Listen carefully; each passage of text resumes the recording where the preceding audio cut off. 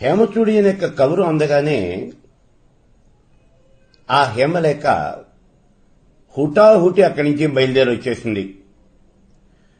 ఉద్యానవనంలో ఉన్నటువంటి ఈ రాజసౌధానికి వచ్చింది. ఆ సమయంలో ఈ హేమచూడు ఎలా ఉన్నాడు అంటే ఇతడి యొక్క శరీరం అంతా కూడా నిశ్చేష్టంగా ఉంది. అంటే ఏ మాత్రమూ కూడా కదలిక లేకుండా అలా ఉన్నదన్నమాట. స్తంభించిపోయి ఉంది. ఇతడి మనస్సంతా కూడా నిశ్చలంగా ఉంది. ఏ రకమైనటువంటి వికారాలు లేవు. ఏ ఆలోచనలు అనేవి చేయటం లేదన్నమాట. అన్ని ఇంద్రియాలు కూడా తమ యొక్క వ్యాపారాలన్నీ వదిలిపెట్టేసుకున్నాయి. అంటే ఇంద్రియ వ్యాపారాలన్నీ కూడా ఉపసంహరించబడ్డాయి. ఆ స్థితిలో ఉన్నటువంటి భర్త తన కళ్ళకు కనిపించాడు ఈ హేమలేఖకి. చూడండి ఎటువంటి పరిస్థితిలో ఉన్నాడో. చేష్టలన్నీ ఉడిగిపోయి ఉన్నాడు. అంటే ఏ రకమైనటువంటి చేష్టలు లేకుండా ఉన్నాడు. మనస్సేమో నిశ్చలంగా ఉంది. శరీరంలో ఉన్నటువంటి ఇంద్రియాలన్నీ కూడా తమ తమ వ్యాపారాలన్నీ కూడా వదిలిపెట్టేసినాయి, ఉపసంహరించేసుకున్నాయి. ఇటువంటి స్థితిలో ఉన్నటువంటి ఆ హేమచూడు ఈ హేమలేఖ కనిపించాడు. గబగబా వెళ్ళింది. తన భర్త పక్కనే కూర్చుంది. హేమచూడు నెమ్మదిగా కళ్ళు తెరిచాడు. భార్యను చూశాడు. ప్రేమగా ఆ భర్త అయినటువంటి హేమచూడిని దగ్గర తీసుకుంది హేమలేఖ. అలా దగ్గరికి తీసుకుని, నాథ, నన్ను రమ్మని కబురు చేశావుట. ఏమిటి విషయం? ఎందుకు గాను కబురు చేశావు? నీ ఆరోగ్యం అనేది బాగానే ఉన్నది కదా. నన్ను రమ్మంటానికి కారణం ఏమిటి? ఏ పని మీద రమ్మన్నావు అని అడిగింది. దానికి సమాధానం చెబుతూ ఉన్నాడు ఈ హేమచూడు. ఇప్పుడు ఓ హేమలేఖ, నువ్వు గతంలో అనేకమైనటువంటి విషయాలు చెప్పావు నాకు. ఆత్మను గురించి తెలుసుకునేటటువంటి ప్రయత్నం చెయ్యి అని నాకు చెప్పావు.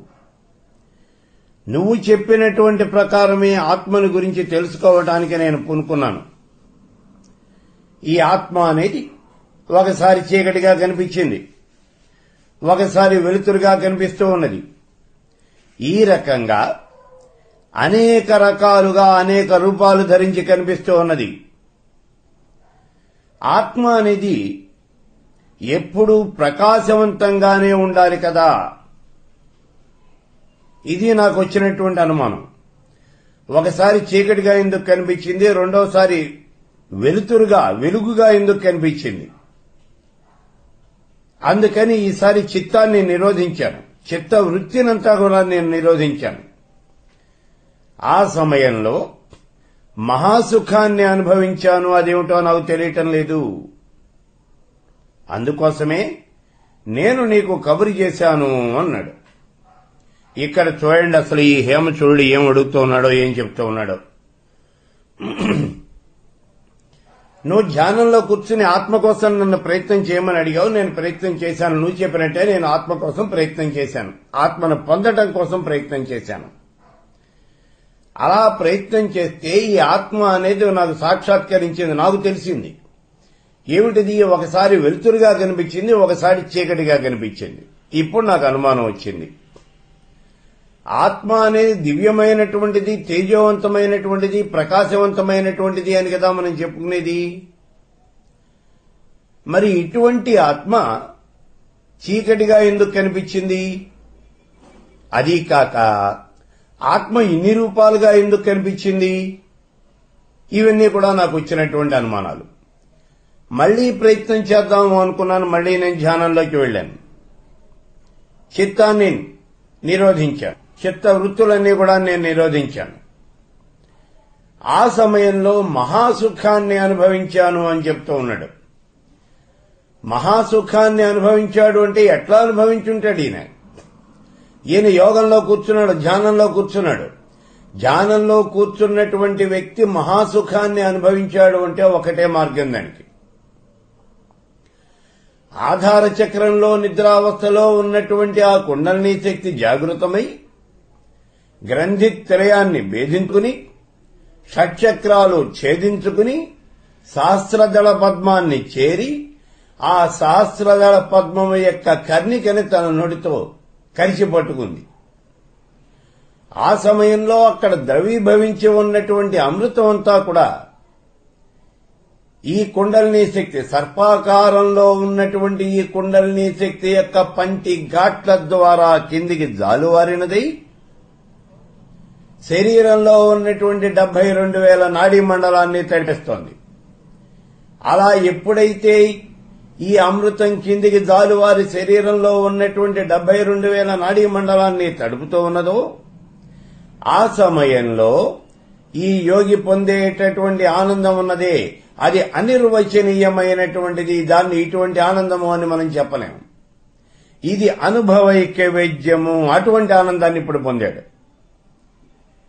అది చాలా సుఖంగా ఉన్నది, మహాసుఖాన్ని అనుభవించాను అంటూ ఉన్నాడు. ఇదిగో ఇదే ఆనందం ఈయన ఇప్పుడు పొందింది. అయితే ఆ ఆనందం ఏమిటో నాకు తెలియటం లేదు అని చెప్తూ ఉన్నాడు. ఆనందాన్ని అయితే పొందాడు, కానీ అదేమిటో మాత్రం అతడికి తెలియటంలా. అందుకే నేను నీ కోసం కబురు చేశాను అన్నాడు. ఈ మాటలన్నీ కూడా చాలా జాగ్రత్తగా విన్నది హేమలేఖ. ఇప్పుడు చెబుతోంది, నాథా, నువ్వు మనస్సుని బాహ్య విషయాల వైపు పోనీయకుండా నిరోధించావు. అంటే మనోనిరోధము అనేది చేశావు. ఇది చాలా మంచి పని. ఆత్మజ్ఞానానికి అసలు ముఖ్యమైనటువంటి సాధనం ఏమిటి అంటే, ఆత్మజ్ఞానం మనం పొందాలి అంటే ముందు చిత్తవృత్తులన్నీ కూడా నిరోధించాలి, మనస్సుని నిరోధించాలి. నువ్వు ఆ పని చేశావు. మనస్సు ఏమిటి? గతంలో కూడా మనం చెప్పుకున్నాం. ఇక్కడ చాలా జాగ్రత్తగా చూడండి. మనస్సు అనేటటువంటిది చంచలమైనటువంటిది, అస్థిరంగా ఉండేటటువంటిది, కోతిలాంటిది. ఇది ఎప్పుడూ ఒక చేట ఉండదు. కోతి అడవిలో ఏ రకంగా అయితే ఒక కొమ్మ మీద నుంచి ఇంకో కొమ్మ మీదకి గెంతుతూ ఉంటుందో అదే విధంగా ఈ మనసు కూడా ఒక విషయం మీద నుంచి ఇంకో విషయం మీదకి వెళుతూ ఉంటుంది, పరుగులు పెడుతూ ఉంటుంది. అలా పరుగులు పెట్టకుండా ఈ మనస్సుని ముందు నిరోధించాలి. మరి పరుగులు పెట్టకుండా పోనీ ఒకే విషయం మీద ఉండాలా అని అంటే పరమాత్మతత్వం మీదే నిలవాలి తప్పించి మనస్సు ఇంకా దేని మీద కూడా నిలవకూడదు. అలా దాన్ని నిరోధించాలి. ముందు నువ్వు ఆ పని చేశావు. మనస్సుని నిరోధిస్తూనే అసలు ఈ ఆత్మజ్ఞానము అనేది మనకి లభిస్తుంది. నువ్వు ఆ పని చేశావు. ఇది చాలా మంచి పని. మనోనిరోధం గనక చేయకపోయినట్లయితే ఎవ్వరికీ కూడా ఈ ఆత్మజ్ఞానము అనేది లభించదు. అయితే ఇక్కడ ఒక మాట గుర్తుపెట్టుకోవాలి, మనోనిగ్రహం లేకపోతే ఆత్మజ్ఞానం లభించదు. కానీ మనోనిగ్రహమే ఆత్మజ్ఞానం మాత్రం కాదు. ఈ విషయాన్ని చాలా జాగ్రత్తగా గుర్తుపెట్టుకోవాలి. మనం మనస్సుని నిగ్రహించినంత మాత్రం చేత ఆత్మజ్ఞానం లభించింది అని మాత్రం కాదు. ఇక ఇంకొక విషయం విను. ఈ ఆత్మ అనేది నువ్వేదో కొత్తగా కనిపెట్టడం లేదు. ఆత్మ అనేది చాలా ప్రాచీనమైనటువంటిది. ఇది ఇదివరకే ఉన్నది, ఇప్పుడేం కొత్తగా రాలేదు. సృష్టి ప్రారంభానికి ముందు ఈ చరాచర జగత్తంతా కూడా ఆత్మ ఆవరించి ఉన్నది. ఇది విషయాన్ని మనం గుర్తుపెట్టుకోవాల్సింది.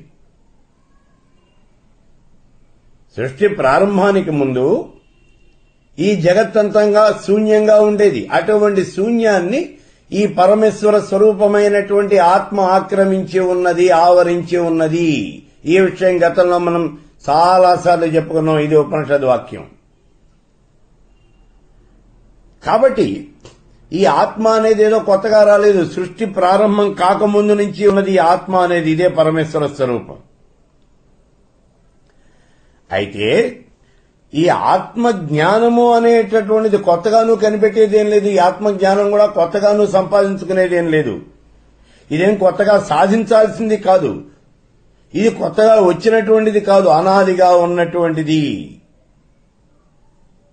ఆత్మజ్ఞానం కూడా అనాదిగా ఉన్నటువంటిదే. ఆత్మ అనాది అయినటువంటిదే. ఈ ఆత్మ జ్ఞానము అనాది అయినటువంటిది. అందుకే ఆది అనాది నీవే దేవా అని చెప్పేసి నారదుడు ఆ పరమేశ్వర స్వరూపాన్ని కీర్తిస్తూ ఉంటాడు. చూడండి, ఆది అనాది రెండూ కూడా పరమేశ్వర స్వరూపమే. అందుకే గతంలో ఉన్నటువంటిదే ఈ ఆత్మ, అంతేగాని కొత్తగా ఏం రాలేదు. ఒకవేళ గతంలో లేకుండా ఇప్పుడు ఏమైనా కొత్తగా వచ్చింది అని గనక మనం అనుకున్నట్లయితే అప్పుడు అది ఆత్మే కాదు. గతంలో లేకుండా ఇప్పుడు ఏమైనా ఒకవేళ అది గనక కొత్తగా వచ్చింది అని గనక మనం అనుకున్నట్లయితే అది ఆత్మే కాదు.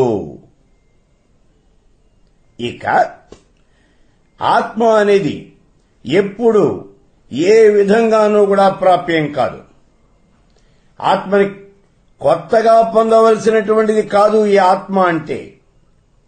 ఇదివరకు మనం పొందిన దాన్నైతేనే ఇప్పుడు పొందుతాము అని మళ్ళీ మనం చెబుతూ ఉన్నాం అంతే. ఇదివరకు మనం పొందాం దాన్ని, ఇప్పుడు మళ్ళీ పొందుతున్నాం అంతే.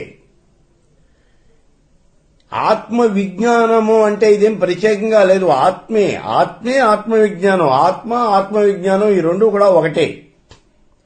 ఆత్మ విజ్ఞానం అంటే ఆత్మే. ఆత్మను పొందటానికి సాధనం ఏమిటి? ఇది మనకు వచ్చేటటువంటి అనుమానం. ఏదైనా ఒక పని చేయాలి అంటే ఆ పని చేయటానికి ఒక సాధనము అనేది కావాలి. మరి ఆత్మని పొందటానికి సాధనం ఏమిటి? ఆత్మని పొందటానికి ఆత్మే సాధనము. ఈ ఆత్మ కన్నా ఇతరమైనటువంటి సాధనం ఏదీ కూడా లేదు. అంతేకాని మనోనిరోధము అనేటటువంటిది ఆత్మ ప్రాప్తికి సాధనం కాదు. మనోనిరోధం ద్వారా ఆత్మని ప్రాప్తించుకోవచ్చు అని అనుకుంటే ఇది చాలా పొరపాటు. ఆత్మ కావాలి అంటే మనోనిరోధం చేయాలి అంతే. అంతేగాని మనోనిరోధం చేసినంత మాత్రం చేత, మనస్సును నీ వశంలోకి చేసుకున్నంత మాత్రం చేత, మనస్సుని నాశనం చేసినంత మాత్రం చేత ఆత్మసాక్షాత్కారం అనేది జరగదు. అందుకే చెబుతూ ఉన్నాడు ఇక్కడ, మనోనిరోధము అనేది ఆత్మ ప్రాప్తికి సాధనం కాదు. చూడండి, ఆత్మ విద్యని ఎంత గొప్పగా చెబుతూ ఉన్నాడో ఈ అధ్యాయంలో, ఈ 9వ అధ్యాయంలో. ఇప్పుడు ఇంకా తాను చెప్పినటువంటి విషయాన్ని విశదీకరిస్తోంది హేమలేఖ. ఇప్పుడు చెబుతూ ఉన్నాయి, చీకట్లో కొన్ని వస్తువులున్నాయి, ఒక గదిలో కొన్ని వస్తువులున్నాయి. ఇప్పుడు కరెంటు లేదు, ఇక్కడ చీకటిగా ఉంది. అక్కడ ఉన్నటువంటి వస్తువులు ఏవి కూడా మన కంటికి కనిపించవు. ఇప్పుడు లోపలికి వెళ్లి లైట్ వేసాం, వెలుతురు వచ్చింది. వెలుతురు వచ్చేటప్పటికి ఆ గదిలో ఏ ఏ వస్తువులు ఎక్కడెక్కడున్నాయో అంతా కూడా మనకు కనిపించింది. ఇక్కడ ఉన్న వస్తువులన్నీ కూడా మనం చూస్తూ ఉన్నాం. దేనివల్ల చూస్తూ ఉన్నాం? ఇదిగో ఈ గదిలో లైట్ వేయటం వల్ల ఈ వస్తువులన్నీ చూస్తూ ఉన్నాం. అయితే ఈ వస్తువులు ఇక్కడ గతం నుంచి ఉన్నాయా, లేకపోతే ఇప్పుడు మనం వేసినటువంటి ఈ లైటు ఈ కొత్తగా ఈ వస్తువులన్నీ తెచ్చి ఇక్కడ పెట్టిందా? చాలా జాగ్రత్తగా చూడండి. ఈ వస్తువులను వేటిని కూడా కొత్తగా ఈ లైటు అనేది తీసుకుని రాలేదు. ఈ కాంతి, వెలుతురు అనేది ఈ వస్తువులు వేటిని కూడా కొత్తగా తీసుకురాలేదు.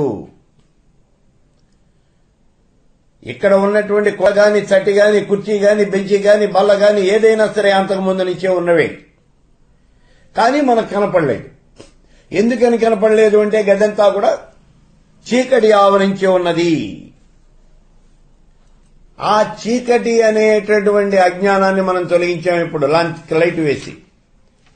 లైట్ ఎప్పుడైతే వేసామో అప్పుడు ఇక్కడ కాంతి అనేది ప్రసరిస్తూ ఉన్నది. ఈ కాంతి అనేది జ్ఞానం.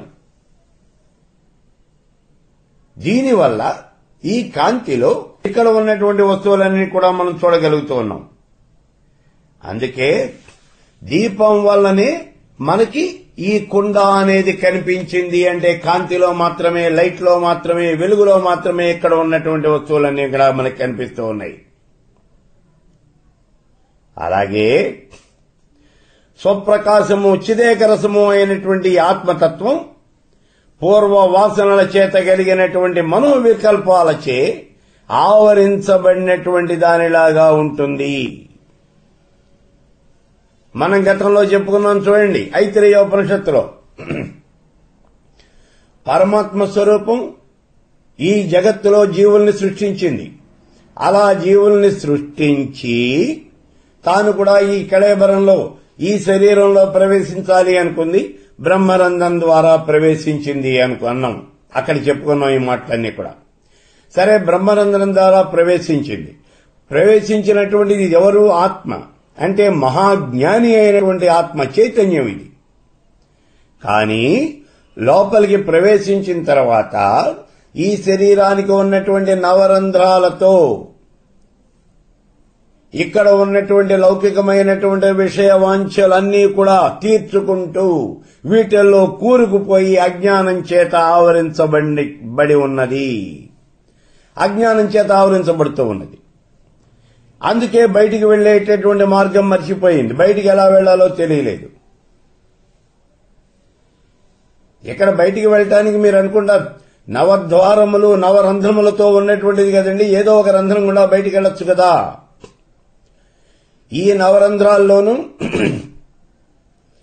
ఏ రంధ్రం గుండా బయటికి వెళ్ళినప్పటికీ మళ్లీ పునర్జన్మ అనేది తప్పదు. పైన ఉన్నటువంటి రంధ్రాలు అంటే కళ్ళు, ముక్కులు, చెవి, ఇటువంటి ఈ రంధ్రముల ద్వారా గనక బయటికి వెళ్ళినట్లయితే మళ్లీ జన్మ అనేది ఎత్తుతుంది. కానీ ఇక్కడ అదో భాగంలో ఉన్నటువంటి పాయు, ఉపస్థ ఈ రంధ్రముల ద్వారా గనక బయటికి వెళ్ళినట్లయితే నీచాతి నీచమైనటువంటి జన్మలు, ఇప్పుడు ఉన్నటువంటి జన్మ కన్నా కూడా నీచమైనటువంటి జన్మలు ఎత్తవలసి వస్తుంది. ఏది ఏమైనప్పటికీ కూడా ఈ నవరంధ్రాల ద్వారా ఈ ఆత్మ అనేది కనుక బయటికి వెళ్ళినట్లయితే మళ్లీ జన్మించవలసి వస్తుంది. ఈ భూలోకంలో మళ్లీ జన్మించాల్సి వస్తుంది. అంటే పునరపి జననం పునరపి మరణం, పునరపి జననం పునరపి మరణం, పునరపి జననే జఠరే శయనం, ఇహ సంసారే బహుదుఃఖారే. ఈ సంసారము అనేది అనేకమైనటువంటి దుఃఖాలతో కూడుకుని ఉన్నటువంటిది. కాబట్టి ఈ సంసారము అనేటటువంటి ఈ బండి చక్రంలో పడి గిరాగిరా తిరుగుతూ ఉంటుంది. గానో కట్టినటువంటి ఎద్దులాగా సంసారం అనేటటువంటి ఈ చక్రంలో పడి తిరుగుతూ ఉంటుంది. అందుకే అక్కడ చెప్పాడు ఐతిరేయోపనిషత్తులో, బయటికి వెళ్లేటటువంటి మార్గం తెలియక పంజరంలో బంధించబడినటువంటి పక్షిలాగా ఈ శరీరంలో బంధించబడి ఉన్నది అన్నాడు. అదే ఇప్పుడు ఈ హేమలేఖ చెబుతూ ఉన్నది. పూర్వ వాసనల చేత కలిగినటువంటి మనోవికల్పాల చేత ఇదే అజ్ఞానం, వీటితో ఆవరించబడినటువంటి దానిలాగా అలా ఉన్నది. అయితే ఎప్పుడైతే మనం ఈ మనస్సును నిగ్రహించామో అప్పుడు ఈ వికల్పాలు అన్నీ కూడా నాశనమైపోతాయి. అన్నింటికీ మనస్సే కారణం. ఈ మనస్సు అనేది సంకల్ప వికల్పాలన్నీ కూడా చేస్తూ ఉంటుంది. ఈ ఆలోచనలన్నీ కూడా చేస్తూ ఉంటుంది, ఊహిస్తూ ఉంటుంది. ఎప్పుడైతే మనస్సుని మనం నిరోధించడం అనేది జరిగిందో అప్పుడు ఈ వికల్పాలన్నీ కూడా నశించిపోతాయి. అప్పుడు ఆత్మస్వరూపము అనేది గోచరిస్తుంది. కుండని చీకటి ఆవరించి ఉన్నట్లే ఆత్మ కన్నా ఇతరమైనటువంటి మానసిక భావాలన్నీ కూడా వేరుగా ఉంటాయి అని చెప్పేసి మనం అనుకోవాలి. ఇక్కడ జరిగినటువంటి విషయం ఏమిటి అంటే ఆత్మ అనేది ఎక్కడో కొత్తగా రాలేదు. మన ఇంట్లో బంగారం వస్తువు ఉంది, ఓ బంగారం ఆభరణం ఉంది, ఓ నెక్లెస్ ఉంది, ఓ బంగారు నగ ఉంది, దాన్ని ఎక్కడో పెట్టాం, చాలా జాగ్రత్తగా దాచిపెట్టాం. మనం ఎవరైనా ఎత్తుకుపోతారేమో చాలా జాగ్రత్తగా దాచిపెట్టాం. అంతవరకు బాగానే ఉంది. కానీ దాచిపెట్టినటువంటి చోటు కాస్త మర్చిపోయినాం. ఎక్కడ పెట్టామో మనకు గుర్తులేదు. ఇప్పుడు దానికోసం ఇల్లంతా వెతుకున్నాం. కొన్ని రోజులుగా వెతుకుతున్నాం, అది ఎక్కడుందో తెలియలేదు. చివరికి దాచిపెట్టినటువంటి చోటు గుర్తొచ్చింది. అప్పుడు ఆ నగ ఆ ఆభరణం అనేది మనకి దొరికింది. ఇప్పుడు చూడండి, ఈ ఆభరణం అనేది ఏమన్నా కొత్తగా వచ్చిందా? ఇక్కడికి కొత్తగా కనిపించిందా? ఏం లేదు. దాన్ని దాచిపెట్టింది మనమే. ఇప్పుడు జరిగింది ఏమిటి అంటే దాచిపెట్టినటువంటి చోటు గుర్తొచ్చిందంతే, ఆ వస్తువు దొరికింది.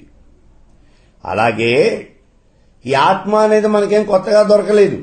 ఆత్మజ్ఞానం అనేది కొత్తగా రాలేదు, మన దగ్గర ఉంది ఆత్మజ్ఞానం అనేది. కానీ దాన్ని మనం మర్చిపోయినాం. ఎందుకని మర్చిపోయినాము అంటే సంసారము అనేటటువంటి ఈ అజ్ఞానంలో పడి, విషయ వాసనలు అనేటటువంటి ఈ అజ్ఞానంలో పడి ఈ ఆత్మజ్ఞానాన్ని మర్చిపోయినాం మనం. బాహ్య వస్తువుల్ని నిరోధించడం వల్ల ఈ ఆత్మ అనేది ఇప్పుడు నీకంటే కనిపించింది, ఆత్మ అనేది ప్రకాశిస్తుంది. అయితే బాహ్య వస్తువుల్ని మాత్రమే నిరోధించినంత మాత్రం చేతనే ఈ ఆత్మ అనేది నీకు కనిపిస్తుంది అని కాదు. మళ్ళీ ఈ మాట కూడా మనం గుర్తుపెట్టుకోవాలి. ఇందాకే చెప్పారు చూడండి, మనస్సుని నిరోధించినంత మాత్రం చేత ఆత్మ సాక్షాత్కారము అనేది జరగదు. ఇతర విషయాల మీదకి వెళ్లకుండా నిరోధించావు, కానీ దీన్ని పరమేశ్వర స్వరూపం మీద లగ్నం చేస్తేనే ఆత్మ అనేది ప్రకాశిస్తుంది. ఈ విషయం కూడా గుర్తుపెట్టుకోవాలి. ఇక్కడ ఆత్మ అనేది నిత్య ప్రాప్తమైనటువంటిది. ఎప్పుడైనా సరే మనం ఈ ఆత్మని సాక్షాత్కరింపజేసుకోవచ్చు. అయితే నిత్యప్రాప్తమైనటువంటి ఆత్మ నిత్యము మనకెందుకు కనిపించదు అనేటటువంటి అనుమానం వస్తుంది ఇప్పుడు నీకు. నువ్వు ఇక్కడ ఒక్క విషయాన్ని గుర్తుపెట్టుకో, ఒక వ్యక్తితో పరిచయం లేనంత వరకు ఆ వ్యక్తి సాక్షాత్తు మన ఎదురుకుండా ఉన్నప్పటికీ ఇతడు అతడేను అని మనం గుర్తించలేం. చూడండి, ఎవరో ఒక వ్యక్తి కావాలి మనకి, ఓ సుబ్బారావు అనేవాడు కావాలి మనకి. సుబ్బారావు కోసమని ఆఫీస్కి వెళ్ళాం, ఆ సుబ్బారావే కనిపించాడు. అతన్నే అడిగాం, సుబ్బారావు అంటే ఎవరండి అని. నేనేను అని చెప్పాడు. అప్పుడు మనం అతను ఇతనే సుబ్బారావు అని గుర్తించామంతే. అంటే అతనితో మనకి పరిచయం లేదు కాబట్టి అతను మన ఎదురుకుండా ఉన్నప్పటికీ కూడా అతన్ని మనం గుర్తించలేము. అందుకే శంకర భగవత్పాదుల వారు చెప్తారు చూడండి, విషయ పరిజ్ఞానము అనేది తప్పనిసరిగా కావాలి అన్నారు. కేవలం జ్ఞానమే కాదు, విషయ పరిజ్ఞానం కూడా కావాలి అన్నారు. ఎందుకని అనంటే, ఒక రకమైనటువంటి చిలకను చూడాలి అని చెప్పేసి మనం అడవిలోకి వెళ్ళాం. అడవంతా తిరిగాం, ఎక్కడా చిలకలు కనపడలేదు. సాయంత్రానికి ఓ చెట్టు కింద వచ్చి కూర్చున్నాం. ఏం చేయాలో పాలుపోవట్లేదు. ఇటువంటి సమయంలో ఆ దోవకుండా ఒక బోయేవాడు పెడుతూ ఉన్నాడు. ఏమిటయ్యా ఈ రాత్రిపూట, సాయంత్రం అయింది, రాత్రి కావచ్చు అనేది ఇక్కడెందుకు కూర్చున్నావు అని అడిగాడు. నేను ఈ రకమైనటువంటి చిలకని చూడాలి అని అనుకున్నాను, నాకు ఆ చిలక ఎలా ఉంటుందో తెలియదు, ఆ చిలక నాకు కనిపించలేదు ఇంతవరకు అన్నాం మనం. వెంటనే తలకాయ ఇదిగోనయ్యా నువ్వు కూర్చున్నటువంటి ఈ చెట్టు మీదే ఉన్నది, ఆ చిలక చూడు అన్నాడు. చూస్తే మరే చిలకంటే ఇదే, ఇట్లా ఉంటుందా అనుకున్నాం. ఎందుకని? అంతవరకు మనకి తెలియలేదు కాబట్టి మన ఎదురుకుండా మనం కూర్చున్నటువంటి చెట్టు మీదనే ఆ చిలక అక్కడే కూర్చుని ఉన్నప్పటికీ దాన్ని మనం గుర్తించలేకపోయాం. ఎందుకంటే చిలక ఇలా ఉంటుంది అని మనకి తెలియదు కాబట్టి. అట్లాగే ఇక్కడ ఆత్మని గురించి మనకి పరిచయం లేదు కాబట్టి ఈ ఆత్మ అనేది సాక్షాత్తు మన ఎదురుకుండా ఉన్నప్పటికీ కూడా ఇదే ఆత్మ అని మనం తెలుసుకోలేకపోతూ ఉన్నాం, మనం గుర్తించలేకపోతూ ఉన్నాం. అయ్యా రాజకుమారా, ఆత్మకి సంబంధించినటువంటి పూర్వజ్ఞానం లేకపోవడం చేతనే నీలో ఉన్నటువంటి ఆత్మతత్వాన్ని ఇంతవరకు నువ్వు గుర్తించలేకపోయినావు. ఈ బాహ్య విషయాలన్నీ కూడా నిరోధించిన తర్వాత నీకు చీకటి కనిపించింది అని చెబుతూ ఉన్నావు కదా. ఇక్కడ ఈ రెండింటికి మధ్యన అంటే ఇంద్రియ నిగ్రహానికి అంధకారానికి మధ్యన ఉన్నటువంటి ఇంద్రియ నిగ్రహానికి అంధకారానికి మధ్యన ఉన్నటువంటిదే ఆత్మస్వరూపము అని చెప్తూ ఉన్నాడు చూడండి.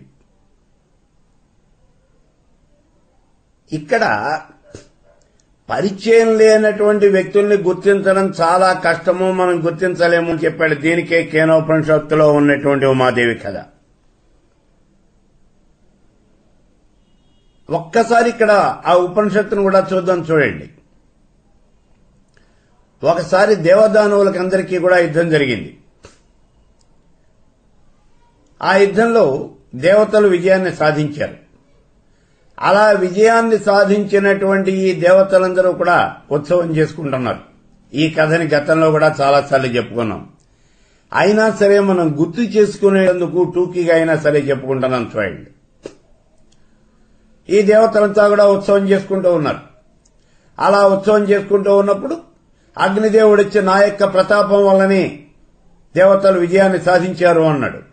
వాయువు కూడా అట్లాగే నా యొక్క ప్రతాపం వల్లనే దేవతలకు విజయం సిద్ధించింది అన్నాడు. ఈ విషయమంతా గ్రహించింది పరబ్రహ్మతత్వం. వీళ్ళకి ఏ రకంగా అయినా సరే గుణపాఠం నేర్పాలి అనుకుంది. వెంటనే ఒక పెద్ద ఆకారంతో ఒక భూతంగా అక్కడ ప్రత్యక్షమైంది. ఆ భూతాన్ని చూసి దేవతలందరూ కూడా భయపడిపోయారు. అగ్నిదేవుడి దగ్గరికి వెళ్లి, అగ్నిదేవ ఆ భూతం ఏమిటో నువ్వు కనుక్కు రావాల్సింది అన్నారు. అగ్నిదేవుడు వెళ్ళాడు. అక్కడ ఒక గడ్డి పరకను పెట్టి, ఈ గడ్డి పరకను నువ్వు కాల్చేయి అంది అగ్నిదేవుడిని ఆ భూతం. అగ్నిదేవుడు బ్రహ్మాండమైనటువంటి మంటలైతే సృష్టించాడు గాని ఆ అగ్ని పరక మాత్రం కాల్లేదు, గడ్డి పరక కాల్లేదు. అగ్నిదేవుడు తిరిగి వచ్చేశాడు. తర్వాత వాయుదేవుడు వెళ్ళాడు. వాయుదేవుడు చెప్పాడు, నేను చాలా గొప్పవాణ్ణి, బ్రహ్మాండమైన గాలులు వేస్తాను, నా గాలులతో ఎటువంటి వస్తువైనా సరే ఎగిరి అవతల పడుతుంది, కొన్ని మైళ్ల దూరం వెళ్లిపోతుంది, కొన్ని యోజనాల దూరం వెళ్లిపోతుంది అన్నాడు. అయితే ఇదిగో ఈ గడ్డి పరకని ఎగరగొట్టవలసింది అంది.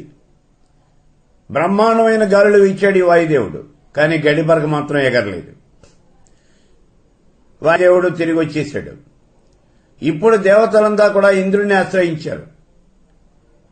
ఇంద్రుడు వెళ్ళాడు. ఇంద్రుడు వెళ్ళేప్పటికి అక్కడ ఆ భూతం లేదు. ఒక స్త్రీ రూపం ఉంది. ఎవరా అని తేరిపారు చూశాడు. ఆవిడే ఉమాదేవి. ఆవిడని అడిగాడు, అమ్మా నువ్వున్నావేమిటి ఇక్కడ? ఇంతకు ముందు ఏదో ఒక పెద్ద భూతం ఉండాలి, మరి ఆ భూతం ఏమైంది? అసలు ఆ భూతం ఎవరు? నువ్వెట్లా వచ్చావు ఏమిటి అన్నాడు. ఓ దేవరాజా, ఇప్పటి వరకు మీ ఎదురుకుండా ఉన్నటువంటిదే పరబ్రహ్మ స్వరూపము, పెద్ద భూతం ఆకారంలో ఉన్నటువంటిదే పరబ్రహ్మ స్వరూపము. మీరు అజ్ఞానంతో మీ ఎదురుకుండా ఉన్నటువంటి పరబ్రహ్మ స్వరూపాన్ని గుర్తుపట్టలేకపోయారయ్యా అని చెప్పింది. చూడండి, ఆ పరబ్రహ్మ తత్వంతో వీళ్లకి పరిచయం లేకపోవడం చేతనే దేవతలు కూడా పరబ్రహ్మ తత్వాన్ని గుర్తుపట్టలేకపోయారు అనేటటువంటి విషయాన్ని ఇక్కడ మనం గుర్తు చేసుకోవాలి. అందుకే ఇక్కడ ఈ హేమరేఖ చెబుతూ ఉన్నది, ఆత్మకి సంబంధించినటువంటి పూర్వజ్ఞానం లేకపోవడం చేతనే నీలో ఉన్నటువంటి ఆత్మతత్వాన్ని నువ్వు తెలుసుకోలేకపోతూ ఉన్నావయ్యా రాకుమారా అంది. ఇప్పుడు ఆత్మతత్వము అంటే ఏమిటో చెబుతూ ఉన్నది, ఆత్మస్వరూపము అంటే ఏమిటో చెబుతూ ఉన్నది. రాజా, బాహ్య విషయాలన్నీ కూడా నిరోధించిన తర్వాత ఏమైంది? ఇప్పుడు నీకు ఇందాక నువ్వు ధ్యానంలో కూర్చున్నావు, మనస్సును నిరోధించానన్నావు, అంటే బాహ్య విషయాలన్నీ కూడా నిరోధించబడ్డాయి. ఇప్పుడు నీకు చీకటి కనిపించింది అన్నావు. దీనికి దానికి మధ్యన ఉండే అదే ఆత్మస్వరూపము. అంటే ఇంద్రియ నిగ్రహానికి అంధకారానికి నువ్వు ఇంద్రియాలు నిగ్రహించిన తర్వాత అంధకారం కనిపించింది. ఈ అంధకారం కనిపించేటంత వరకు ఆ మధ్యన ఉన్నటువంటి స్వరూపం ఏదైతే ఉన్నదే అదే ఆత్మస్వరూపము అన్నది. దీని గురించి మనం విడిగా చెప్పుకుంటాం. మళ్ళీ ఆత్మస్వరూపం ఎలా ఉంటుంది అనేది ఇక్కడే చెప్పుకుంటాం. చూడండి, చాలా జాగ్రత్తగా చూడండి. ఇది ఇంద్రియ నిగ్రహానికి అంధకారానికి మధ్యన ఉన్నటువంటిదే ఆత్మస్వరూపము. పోనీ నువ్వు మనస్సును నిరోధించావు, నీకు వెలుతురు కనిపించింది. మనస్సుని నిరోధించడానికి వెలుతురు కనిపించడానికి మధ్యలో ఉన్నటువంటిదే ఆత్మస్వరూపము అని చెప్తూ ఉన్నది. ఇక్కడ అంధకారమే అనుకోక్కర్లేదు, ఒకసారి వెలుతురు కూడా కనిపించింది కదా. కాబట్టి ఆ వెలుగుకి దీనికి మధ్యన ఉన్నటువంటి ఆత్మస్వరూపము అని చెప్పింది. కాబట్టి ఓ రాకుమారా, నువ్వు దాని గురించే భావన చెయ్యి, అదే నీకు పరమానందాన్ని ఇస్తుంది. ఓ రాజా, మోహం చేత ఆవరించబడినటువంటి వాళ్ళు బాహ్య విషయాల మీదనే దృష్టి నిలిపేటటువంటి వాళ్ళు వీళ్ళెవరూ కూడా ఆత్మని గురించి తెలుసుకోలేరు. మోహంతో ఆవరించబడినటువంటి వాళ్ళు, అంటే ఎప్పుడూ కూడా సాంసారికమైనటువంటి లౌకికమైనటువంటి కోరికల యందు మునిగి తేలుతూ ఉండేటటువంటి వాళ్ళు, సుఖాలలో మునిగి తేలుతూ ఉండేటటువంటి వాళ్ళు, బాహ్య విషయాల మీద అంటే లౌకికమైనటువంటి విషయాల మీదనే దృష్టి నిలిపేటటువంటి వాళ్ళు, ఇలాంటి వాళ్ళు ఎప్పుడూ కూడా ఆత్మని గురించి తెలుసుకోలేరు. ఇది ఇక్కడ చెప్తూ ఉన్నది. ఇక్కడ ఒక్క విషయం చూడండి, ఎత్రాపి భోగో నచితత్ర మోక్ష, ఎత్రాపి మోక్షో నచితత్ర భోగ. భోగం ఉంటే మోక్షం లేదు, మోక్షం ఉంటే భోగం లేదు. ఎప్పుడూ భోగాలు అనుభవించేవాడికి మోక్షం ఉండదు. అలాగే మోక్షాన్ని అన్వేషించేవాడు, మోక్ష మార్గంలో ప్రయాణం చేసేవాడికి భోగం అనేది ఉండదు. ఐహికమైనటువంటి వాంఛలన్నీ వదిలేస్తే కదా, విషయవాసనలు వదిలేస్తేనే కదా వాడికి మోక్షం వచ్చేది. కాబట్టి వాడికి భోగం అనేది ఉండదు, వీడికి మోక్షం అనేది ఉండదు. భోగికి మోక్షం ఉండదు, మోక్షవాదికి భోగం అనేది ఉండదు. ఈ రెండింటికి అసలు చొక్కేదు, వీటికి పడదు. దీనికి ఉదాహరణగా ఉపనిషత్తుల్లో చెప్పినటువంటి ఒక కథ ఉంది చూడండి. ఒకసారి దేవరాజు అయినటువంటి ఇంద్రుడు ఆత్మజ్ఞాన సముపార్జన చేయాలి అనేటటువంటి ఒక కోరికని పెంచుకున్నాడు. ఈ ఆత్మజ్ఞానం ఎవరి దగ్గర తెలుసుకోవాలి, ఎలాగా అని ఆలోచిస్తూ ఉన్నాడు. ఇలా ఆలోచిస్తూ ఉన్నటువంటి ఇంద్రుడికి దధ్యుడి యొక్క పేరు గుర్తు చేశారు. దధ్యుడు ఒక మహర్షి, అశ్విని దేవతల యొక్క గురువు గారు. ఆ రోజుల్లో ఈ దధ్యుడు అనేటటువంటి వాడు చాలా గొప్ప ఆత్మజ్ఞాని, బ్రహ్మజ్ఞాని. ఆయన దగ్గర కనుక వెళ్ళినట్లయితే నీకు బ్రహ్మజ్ఞానం అనేది చాలా తేలిగ్గా తెలుస్తుంది అని చెప్పారు ఈ ఇంద్రుడికి. అయితే వాళ్ళు చిన్న అనుమానం కూడా చెప్పారు. నారదుడే చెప్పాడు, ఇంత బాగున్నదయా ఇంద్ర, నువ్వు తీరా వెళ్లి ఆ దధ్యుడిని అడిగితే దధ్యుడు కాదంటాడేమో, మరి అప్పుడేం చేస్తావు అన్నాడు. నేను దేవరాజుని, నేను వెళ్లి అడిగితే ఆయన కాదంటాడా, సరే ఏదో ఉపాయం ఆలోచిస్తాలే అన్నాడు. ఈయన ఇక్కడికి వచ్చేసాడు. ఈ ఇంద్రుడు కాస్త దధ్యుడి దగ్గరికి వచ్చాడు. దేవరాజు అయినటువంటి ఈ ఇంద్రుడు ఎప్పుడైతే తన యొక్క ఆశ్రమానికి వచ్చాడో అప్పుడు ఈ దధ్యుడు అనేటటువంటి మహర్షి లేచి ఎదురుకుండా వెళ్లాడు, స్వాగతం పలికాడు, ఆయన్ని సత్కరించాడు, అర్ఘ్యపాద్యాదులు ఇచ్చాడు, ఉన్నతమైనటువంటి ఉచితమైనటువంటి ఆసనం మీద కూర్చోబెట్టాడు. ఇప్పుడు మామూలుగా మాట్లాడుతూ మధ్యలో అడిగాడు, మాటల మధ్యలో, దేవరాజా కబురు చేస్తే నేనే వచ్చేవాడిని కదా, అసలు నువ్వు ఇక్కడ దాకా వచ్చావేమిటి, నీకేం కావాలి నా వల్ల అన్నాడు. మహర్షి, నేనేదో చిన్న పని మీద వచ్చానయ్యా నీ దగ్గరికి, నువ్వు అవునంటే ఆ పని చెప్తాను అన్నాడు. అంటే అన్నాడు, నేను అడిగినటువంటి కోరిక, నా కోరిక తీరుస్తాను అని నువ్వంటే నేను ఆ పని చెప్తాను అన్నాడు. కోరిక ఏమిటో మాత్రం చెప్పలా. దేవరాజు అంతటి వాడు అడుగుతూ ఉంటే తను కాదంటాడా, అలాగే అన్నాడు ఈ మహర్షి. నీ కోరిక నేను తీరుస్తానయ్యా అన్నాడు. సరే, వెంటనే అడిగాడు ఈ ఇంద్రుడు, నాకు ఆత్మవిద్య కావాలి అన్నాడు. అవాక్కైపోయాడు ఈ దధ్యుడు. వచ్చినవాడు ఇంద్రుడు, సాక్షాత్తు దేవతల యొక్క రాజు ఇంద్రుడు. ఇంద్రుడు అంటే నిరంతరము అప్సరాంగనలతో సుఖాలు అనుభవిస్తూ ఉండేటటువంటి వాడు, సుఖాలలో తేలియాడుతూ ఉండేటటువంటి వాడు ఆయన ఇంద్రుడంటే.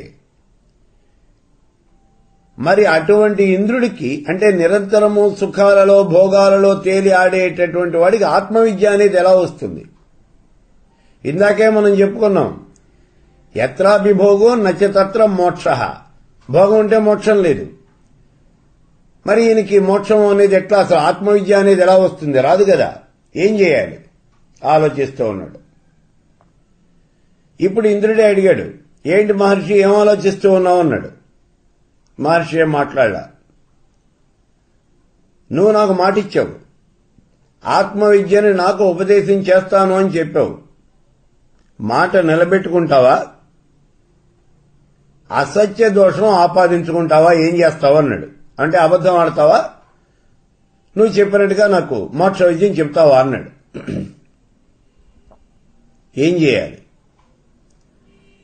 తన మాట నిలబెట్టుకోవడం కోసం అని ఈ ఇంద్రుడికి గనక ఈ బ్రహ్మ విద్యను ఉపదేశం చేసినట్లయితే అపాత్రదానం అవుతుంది.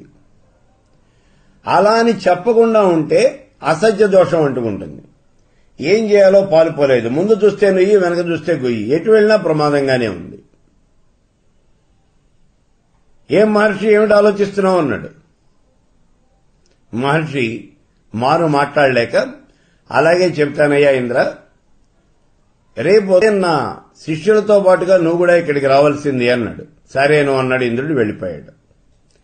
మర్నాడు ఉదయాన్నే శిష్యులందరూ కూడా శరీరం మీద వస్త్రాలు లేవు, కేవలం కౌపీనం ధరించి అందరూ కూడా దర్భలు చేత్తో పట్టుకుని వచ్చారు. వాళ్లతో పాటుగా ఇంద్రుడు కూడా వచ్చాడు. కౌపీనం ధరించాడు, చేత్తో దర్భలు తీసుకుని వచ్చాడు. వీళ్ళందరినీ కూర్చోమన్నాడు దర్జుడు. ఆత్మవిద్యను ఉపదేశించడం ప్రారంభించాడు. ఆత్మ అంటే పరమేశ్వర స్వరూపం, నిరాకారము, నిర్గుణమైనటువంటిది. ఈ జగత్తంతా కూడా మిథ్య. ఆ పరమేశ్వర తత్వము అనేటటువంటిది ఒక్కటే నిత్యము సత్యము అయినటువంటిది. ఈ లోకంలో రాజ్యాలు గాని, రాజులు గాని, భోగాలు గాని, సిరి సంపదలు గాని, భోగ భాగ్యాలు గాని ఇవన్నీ కూడా ఏమీ లేవు, అంతా మిథ్య అన్నాడు. వింటున్నాడు ఇంద్రుడు. వెంటనే లేచాడు. మహర్షి, నువ్వు అబద్ధం చెబుతున్నావు అన్నాడు. అవాక్కైపోయాడు. మహర్షి ఏం మాట్లాడలేదు, అలా చూస్తూ ఉండిపోయాడు. మహర్షి, నేను నీ దగ్గరికి వచ్చి ఇక్కడ ఆత్మవిద్యని అర్థించాను అనే కదా నువ్వు నన్ను తేలికగా చులకనగా మాట్లాడుతూ ఉన్నావు. నువ్వు అబద్ధాలు చెబుతూ ఉన్నావు, తప్పు చెబుతూ ఉన్నావు. ఏది అబద్ధం? ఈ లోకంలో రాజ్యాలు, రాజులు, భోగాలు, భాగ్యాలు ఇవన్నీ కూడా మిథ్య, ఇవేమీ కూడా నిజం కాదు అని చెబుతూ ఉన్నావు. నువ్వు చెప్పేది అబద్ధం. నేను దేవతల రాజుని, స్వర్గానికి రాజుని. నేను స్వర్గము అనేది అక్కడ ఉంది, నేను ఇక్కడ ఉన్నాను. మరి రాజ్యాలు లేవంటావు, రాజులు లేవంటావు. ఇక భోగభాగ్యాలు, నా అప్సరాంగంలో ఉన్నారు అక్కడ, వాళ్లతో నేను నిరంతరము సుఖిస్తూనే ఉన్నాను. మరి సుఖాలేవీ లేవు అని చెబుతూ ఉన్నావు. నువ్వు చెప్పేదంతా కూడా అబద్ధం. ఇటువంటి అబద్ధపు మాటలు కనుక మళ్లీ ఇంకెప్పుడన్నా కనుక చెప్పావు అంటే నా వజ్రాయుధంతో నీ తలకాయ కాస్త నరికాతో పారేస్తాను, జాగ్రత్త అన్నాడు. ఆ రోజు నుంచి ఇక దక్షుడు బ్రహ్మ విద్యను ఎవరికీ కూడా ఉపదేశం చేయలే. అయితే ఆ తరువాత కాలంలో మళ్లీ అశ్విని దేవతలు వచ్చి దక్షుడి దగ్గరికి వచ్చి, నువ్వు బ్రహ్మ విద్యను చెప్పవలసింది అని అడిగారు. నేను చెబితే ఆ ఇంద్రుడు చంపేస్తాడయ్యా అన్నారు. అప్పుడు వాళ్ళు ఒక గుర్రం యొక్క తలకాయని తీసుకొచ్చి దక్షుడి యొక్క తల వాళ్ళు కత్తిరించేసి గుర్రం తలకాయని అంటించారు. గుర్రం యొక్క తలకాయని దక్షుడికి పెట్టి కుట్టేశారు. ఇప్పుడు చెప్పు మహర్షి, ఆ ఆత్మవిద్యం చెప్పవలసిందే అన్నారు. దక్షుడు ఆత్మవిద్యం చెప్పడం మొదలుపెట్టాడు. ఈ సంగతి తెలిసినటువంటి ఆ దేవేంద్రుడు అక్కడికి వచ్చి వజ్రాయుధంతో దక్షుడి యొక్క తల కాస్త నరికి పారేశాడు. అప్పుడు దక్షుడికి ఉన్నటువంటిది గుర్రం తల, ఆ గుర్రం తల కాస్త నరికేశాడు. దానికి సిద్ధమై ఉన్నటువంటి ఈ అశ్విని దేవతలు దక్షుడి యొక్క అసలు తలని ఆయనకు అంటించేశారు. సో ఈ రకంగా దక్షుడు ఈ ఆత్మవిద్యను మళ్లీ బోధించడం అనేది మొదలుపెట్టాడు.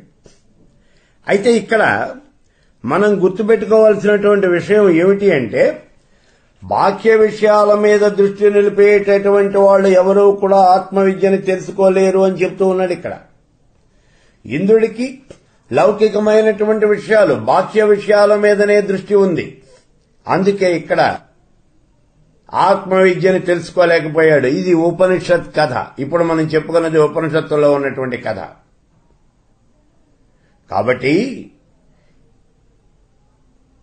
మహామోహంతో ఆవరించబడినటువంటి వాళ్ళు, బాహ్య విషయాల యందు దృష్టి నిలిపేవాళ్లు ఎవరూ కూడా ఆత్మవిద్యను గురించి, ఆత్మజ్ఞానాన్ని గురించి తెలుసుకోలేరు, ఆత్మజ్ఞానాన్ని పొందలేరు అని చెబుతోంది. అంతేకాదయ్యా, శాస్త్ర పాండిత్యం కలిగినటువంటి వాళ్ళు, తర్కాన్ని చదువుకున్నటువంటి వాళ్ళు, బాగా తర్కం చేసేటువంటి వాళ్ళు, అంటే వాదన బాగా చేసేటటువంటి వాళ్ళు, వీళ్ళెవరూ కూడా ఆత్మస్వరూపాన్ని తెలుసుకోలేరు.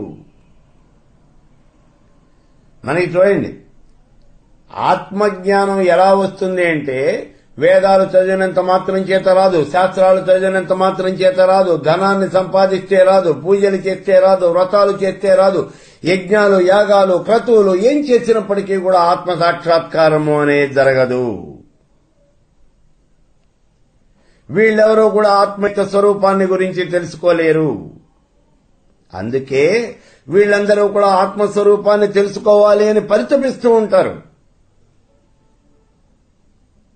ఓ మహారాజా, ఆత్మని బాహ్యేంద్రియాల ద్వారా తెలుసుకోలేము అని చెబుతూ ఉన్నది ఇక్కడ హేమలేఖ. చూడండి, ఇది కూడా ఉపనిషద్ వాక్యమే. ఇక్కడ ఈ హేమలేఖ చెబుతూ ఉన్నటువంటివన్నీ కూడా ఉపనిషద్ వాక్యాలు, సామాన్యమైనటువంటిది కాదు. అందుకే ఈ త్రిపుర రహస్యము అనేది జ్ఞానఖండము అని చెబుతూ ఉన్నాం మనం.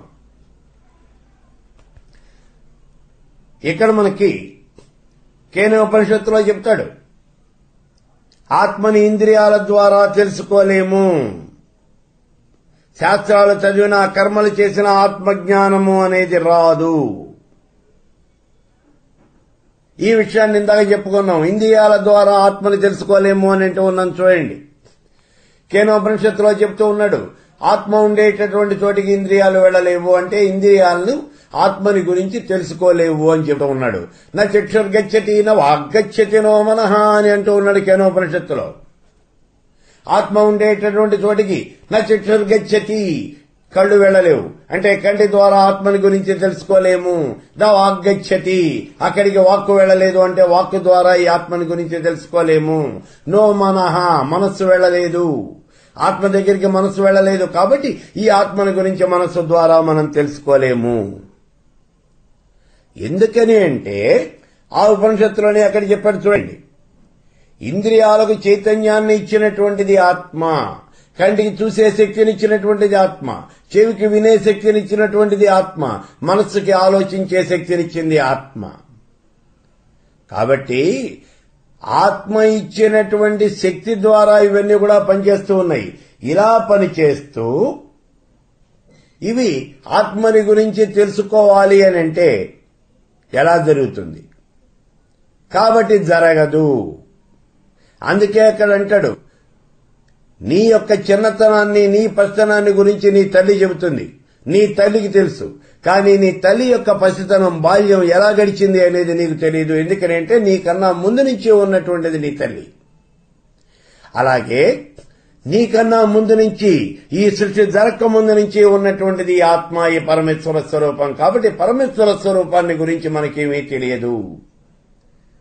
మన గురించి పరమేశ్వర స్వరూపానికి తెలుసు. ఎందుకంటే ఆ పరమేశ్వర స్వరూపం చేతనే మనమంతా కూడా సృష్టించబడినము.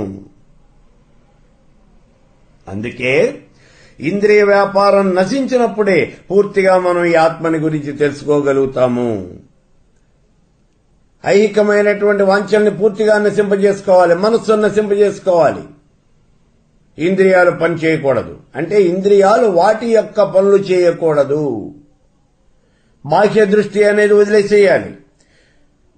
నిర్మలము, నిశ్చలము అయినటువంటి మనస్సుతో ఆత్మను గురించి మనం ధ్యానం చేయాలి. అప్పుడు మాత్రమే ఈ ఆత్మ అనేది తెలుస్తుంది. మరి ఆత్మ నిర్మలము, నిశ్చయము, నిశ్చలము అనేది ఎలా అవుతుంది? ఆత్మ నిర్మలం కావాలి అంటే మనం నియమ నిష్టానుసారంగా ఈ జీవితాన్ని వెళ్ళబుచ్చాలి. అందుకే చాంద్రాయణాది వ్రతాలు చేయాలి. బ్రహ్మచర్యము మొదలైనటువంటి వ్రతాలన్నీ కూడా మనం పాటిస్తూ ఉండాలి. ఇటువంటి దీక్షలు అనేవి పాటించాలి. అసత్యం ఆడకూడదు. ఎప్పుడూ కూడా ఎవరిని హింస పెట్టకూడదు. అహింస అనేదే మనం పాటిస్తూ ఉండాలి.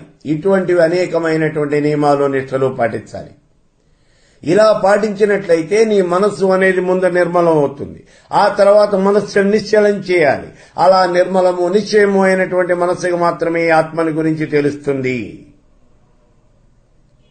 ఓ రాజా, మనం నడుస్తూ ఉన్నాం, మన యొక్క నీడ మన ముందు పడుతూ ఉన్నది. మనం ఎంత వేగంగా నడిచినా, ఎంత వేగంగా పరుగు పెట్టినప్పటికీ కూడా మనం ముందు ఉన్నటువంటి ఆ నీడని మనం పట్టుకోలేము. ఎంత వేగంగా పరిగెత్తే అంత వేగంగా ఆ నీడ కూడా పరిగెడుతుంది. కాబట్టి మన నీడని, మన ముందున్నటువంటి నీడని మనం పట్టుకోవటము అనేది జరిగే పని కాదు. అలాగే ఇంద్రియాల ద్వారా ఆత్మని తెలుసుకోవటము అనేది సాధ్యమయ్యే విషయం కాదు. ఇంకా చెప్తూ ఉన్నది చూడండి. అద్దంలో అనేకమైనటువంటి ప్రతిబింబాలు కనిపిస్తూ ఉంటాయి. అయితే అజ్ఞాని అయినటువంటి బాలుడు గనక చూసినట్లయితే అద్దంలో కనిపించే ప్రతిబింబాన్నే చూస్తాడంతేగాని అద్దాన్ని మాత్రం చూడడం. వాడికి అర్థం అక్కర్లేదు. అద్దంలో కనిపించే ప్రతిబింబం మాత్రమే కావాలి, దాన్నే చూస్తూ ఉంటాడు. అలాగే ఆత్మ అనేటటువంటి ఈ అద్దంలో చరాచర జగత్తంతా కూడా ప్రతిబింబిస్తూ ఉన్నది. నువ్వు ఈ జగత్తునే చూస్తూ ఉన్నావు. ఈ జగత్తు ఆత్మ అనే అద్దంలో ప్రతిబింబిస్తూ ఉన్నది. నువ్వు ఆ ఆత్మను చూడలేకపోతూ ఉన్నావు. మనం గతంలో ఎప్పుడూ కూడా ఆత్మని ఎరగం కాబట్టి, ఆత్మతో మనకి పరిచయం అనేది లేదు కాబట్టి ఇప్పుడు ఆత్మని మనం గుర్తించలేకుండా ఉన్నాం. అంటే సామాన్యుడు ఆత్మచేత కల్పించబడినటువంటి, ఆత్మచేత సృష్టించబడినటువంటి ఈ ప్రపంచాన్ని మాత్రమే చూస్తూ ఉన్నాడు. అంతేగాని ఈ జగత్తును సృష్టించినటువంటి ఆత్మని మొత్తం గుర్తించలేకుండా ఉన్నాడు. మనం చెబుతూ ఉన్నాం చూడండి, ఈ జగత్తు అనేది పరమేశ్వర స్వరూపానికి ప్రతిబింబము అని చెబుతూ ఉన్నాం మనం. ఇందాకే చెప్పుకున్నాం, అద్దంలో కనిపించేటువంటి ప్రతిబింబాన్ని అజ్ఞాని అయినటువంటి బాలుడు ఆ ప్రతిబింబాన్ని చూస్తాడు. అలాగే మనం కూడా ఈ జగత్తుని మాత్రమే చూస్తూ ఉన్నాం. అంతేగాని అక్కడ ఉన్నటువంటి అద్దాన్ని మనం చూడలేకపోతూ ఉన్నాం, ఇక్కడ ఉన్నటువంటి ఆత్మని మనం చూడలేకపోతూ ఉన్నాము. ఓ నాథా, ప్రపంచము అంటే జ్ఞానము, జ్ఞేయము మాత్రమే. జ్ఞానానికి విషయమైనటువంటి ఈ జగత్తు అనేది ఆత్మ కాదు, ఇది అనాత్మ. ఆత్మ అనేది చైతన్యం, జగత్తు అనేది జడం. అందుకే చెబుతూ ఉన్నాడు, జ్ఞానానికి విషయమైనటువంటి ఈ జగత్తు అనేది ఇది ఆత్మ కాదు, ఇది అనాత్మ, ఇది అవిద్య. ఇంద్రియ గ్రాహ్యము అంటే ఇంద్రియాల ద్వారా గ్రహించదగినటువంటిది, గ్రహించబడేది. ఈ చరాచర జగత్తును గురించి ఇంద్రియాల ద్వారా మనం తెలుసుకోవచ్చును. మరి పరమేశ్వర స్వరూపం గురించి, పరమేశ్వర స్వరూపం అనేది ఇంద్రియ గ్రాహ్యం కాదు, దాన్ని ఇంద్రియాల ద్వారా మనం తెలుసుకోలేము.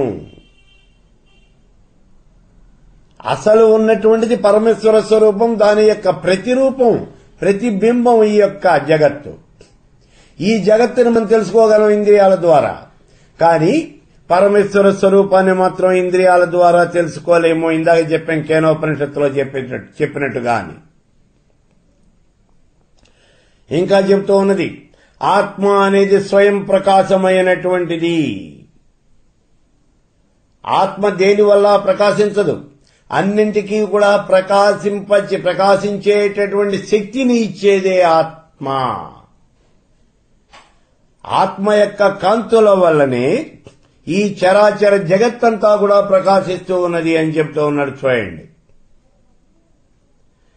చీకట్లో ఏదైనా ఒక వస్తువు ప్రకాశించాలి అంటే దీపం కావాలి, కానీ జ్ఞానం ప్రకాశించాలి అంటే ఏ రకమైనటువంటి దీపము అక్కర్లేదు. జ్ఞాన జ్యోతుల వల్లనే ఈ చరాచర జగత్తంతా కూడా ప్రకాశిస్తూ ఉన్నది. అటువంటి జ్ఞాన జ్యోతి గనక లేకపోయినట్లయితే ఈ ప్రపంచమే లేదు.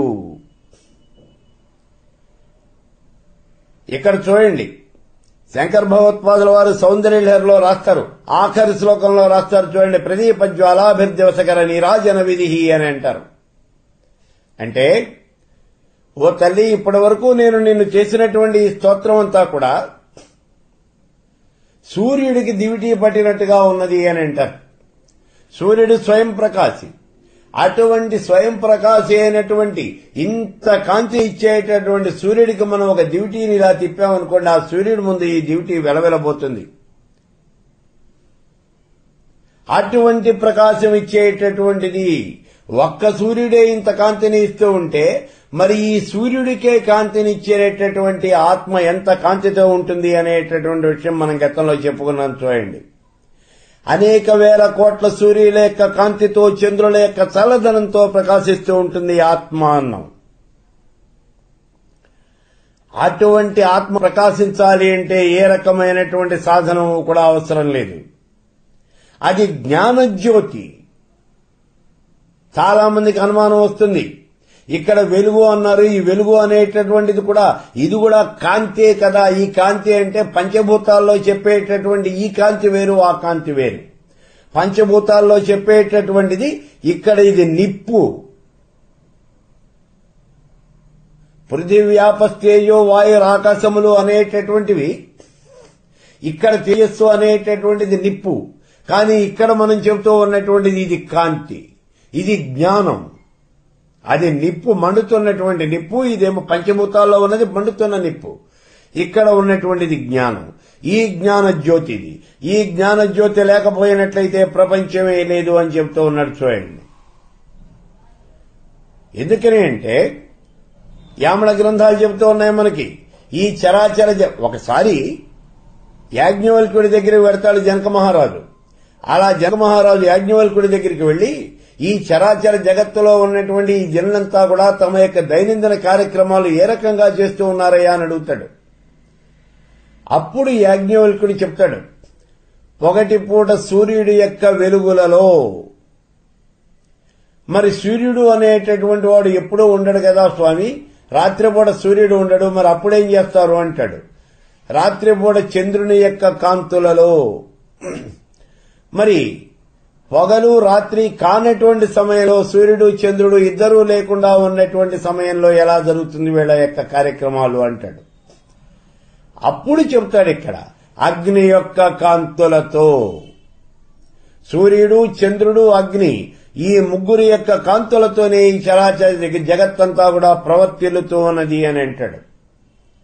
అందుకే పరమేశ్వర స్వరూపం నుంచి ప్రసరిస్తూ ఉన్నటువంటి ఆ కాంతులలో అష్టోత్తర శతం వన్నే 108 కిరణాలు అగ్నిదేవుడు తీసుకున్నాడు అన్నాడు. షోడశోత్తర శతం రవే 116 కిరణాలు సూర్యుడు తీసుకున్నాడు అన్నాడు. షట్త్రింశదుత్తర శతం చంద్రస్య కిరణా శివే 136 కిరణాలు చంద్రుడు తీసుకున్నాడు అన్నాడు. 136, 116, 252 వీటికి 108 అగ్నికిరణాలు వెరసి 360 కిరణాలు. ఈ 360 కిరణాలే సంవత్సర స్వరూపము అన్నాడు. హైనాత్మా మహాదేవ ప్రజాపతిని విస్మృతి అని చెబుతూ ఉన్నాయి యామణ గ్రంథాలు. 360 కిరణములు అంటే 360 డిగ్రీలు, అదే వృత్తం. అందుకే ఆ పరమేశ్వర స్వరూపం బిందు రూపంలో ఉన్నది అని మనం చెబుతూ ఉన్నటువంటి కారణం. సరే, ఇప్పుడు ఇక్కడ ఈ జ్ఞానం చూడండి. జ్ఞాన జ్యోతి గనక లేకపోయినట్లయితే ఈ జగత్తే లేదు. ఈ ప్రపంచమంతా కూడా జ్ఞానానికి అధీనమయ్యింది. జ్ఞాత అంటే తెలుసుకునేటటువంటి వాడు. ఈ తెలుసుకునేటటువంటి వాడు తాను ఉన్నాను అని తెలుసుకోవటానికి తనకన్నా ఇతరమైనటువంటి సాధనాలు ఏవి కూడా అపేక్షించడు. నేనున్నాను అని తెలుసుకోవటానికి నాకన్నా ఇతరమైనటువంటి సాధనాలు ఏవి కూడా అక్కర్లేదు. సూర్యుడు ప్రకాశించాలి అంటే దీపాల యొక్క అవసరము అనేది ఇది లేదు. జ్ఞానము అనేది ఒకటే. జ్ఞానము అంటే ఇక్కడ పరమేశ్వర స్వరూపం. ఈ పరమేశ్వర స్వరూపము అనేది ఒకటే, అంతేగాని రెండు లేవు. అదే లలితా శాస్త్రంలో చెప్పాడు చూడండి, ఏకాకి భూమరూపాని ద్వైతవర్జిత ఉన్నటువంటిది ఒకటే, అదే పరమేశ్వర స్వరూపము, అదే త్రిపుర సుందరి. రెండోది ఏం లేదు ఇక్కడ.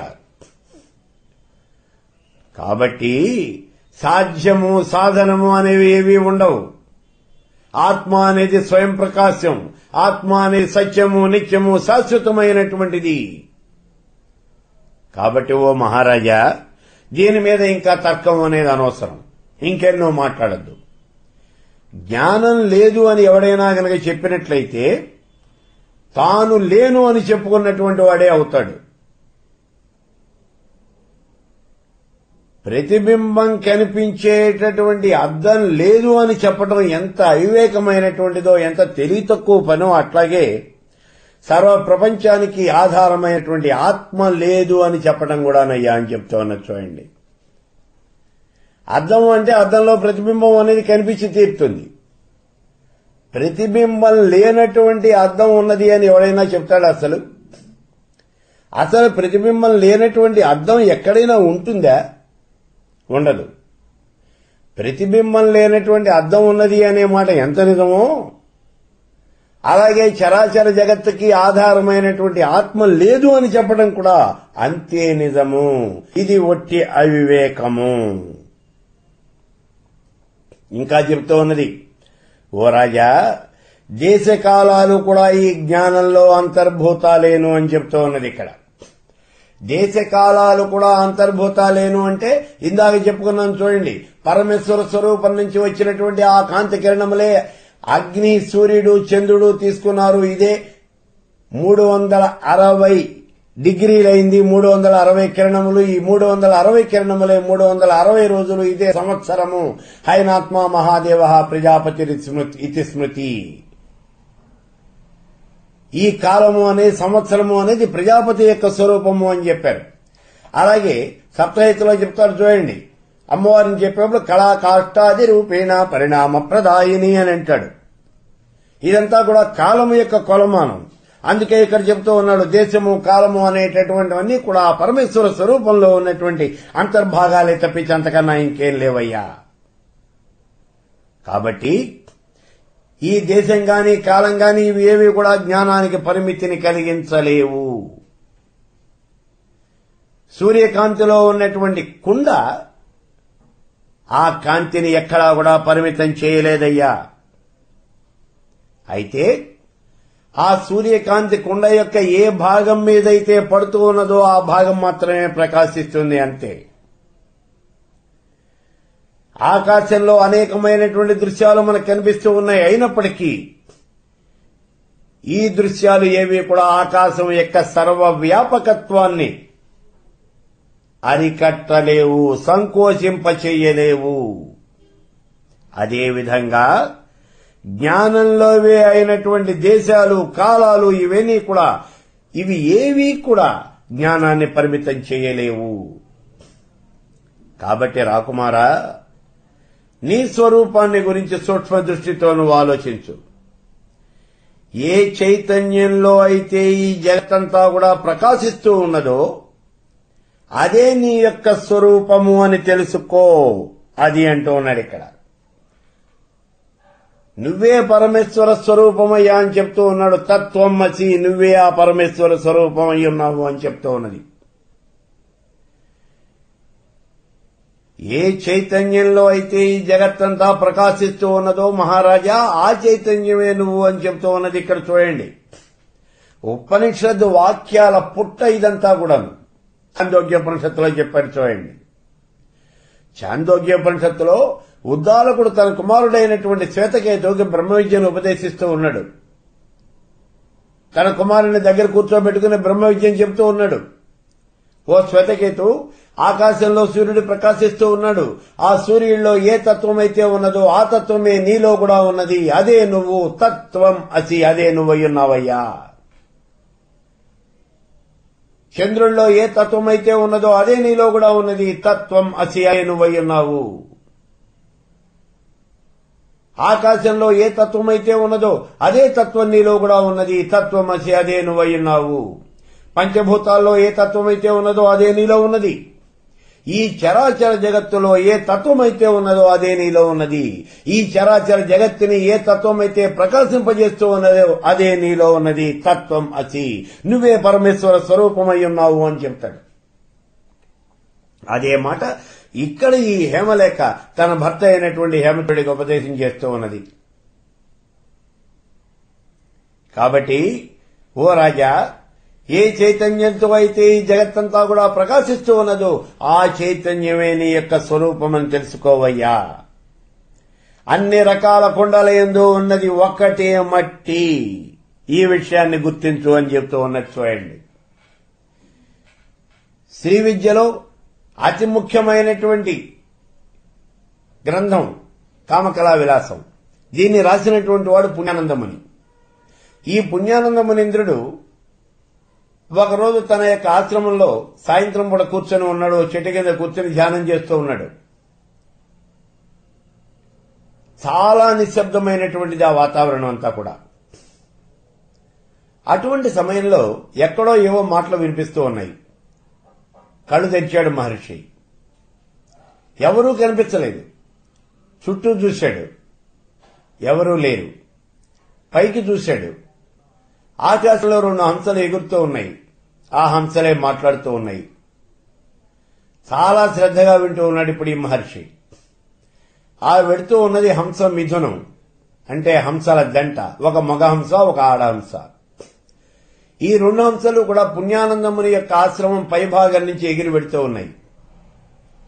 ఇప్పుడు ఈ ఆడహంస అడుగుతూ ఉన్నది మగహంసని, నాథ, చరాచర జగత్తులో దేన్ని తెలుసుకోవటం వల్ల అన్ని విషయాలు తెలుస్తాయో నాకు ఆ విషయం తెలియజేయండి అని అడిగింది. ఇప్పుడు ఈ మగహంస చెప్తూ ఉన్నది, దేవి, కుమ్మరివాడు మట్టిని తీసుకొచ్చి నీళ్లు పోసి దాన్ని తడిపి కాళ్లతో తొక్కి బాగా పాకం వచ్చిన తర్వాత ఆ మట్టితో అనేకమైనటువంటి పాత్రలు తయారు చేస్తాడు. కుండలు, బాణలు, చట్లు, ఇట్లా అనేక రకాలైనటువంటి పాత్రలు తయారు చేస్తాడు. ఈ తయారైనటువంటి పాత్రల యొక్క ఆకారాలు వేరైనా, వాటి పేర్లు వేరైనా, అందులో ఉన్నటువంటిది మట్టి మాత్రమే అన్నది మగహంస. వెంటనే ఈ ఆడహంస అంటుంది, తెలిసింది అంది. ఏం తెలిసింది అని అడిగింది మగహంస. నాథ, చరాచర జగత్తును ఆవరించి ఉన్నటువంటిది పరమేశ్వర స్వరూపమే. కాబట్టి పరమేశ్వర స్వరూపాన్ని గురించి కనుక తెలుసుకున్నట్లయితే ఈ జగత్తులో ఉన్నటువంటి అన్ని విషయాలను గురించి తెలుస్తుంది. ఈ విషయం నాకు అర్థమైంది అంది. చూడండి, ఇప్పుడు ఈ పుణ్యానందముని ఇక్కడ కూర్చుని ఈ మాటలన్నీ కూడా విన్నాడు. అలా చెప్పుకుంటూ ఈ హంసలు ఆశ్రమ ప్రాంగణం దాటి వెళ్లిపోయినాయి. ఇప్పుడు ఈయన ఆ ఎగురుతూ ఉన్నటువంటి హంసలు 2 కూడా ఆకాశంలో విహరిస్తూ ఉన్నటువంటి ఆ హంస మిథునం తన యొక్క హృదయాకాశంలో, అంటే అనాహత పద్మంలో విహరిస్తూ ఉన్నటువంటి శివశక్తులు అని భావించాడు. అనాహత పద్మంలో శివశక్తులు హంసల రూపంలో ఉంటారు, హంస మిథునం రూపంలో ఉంటారు అని సౌందర్యలహరిలో మనకి చెప్తూ ఉన్నాడు శంకర భగవత్పాదుల వారు.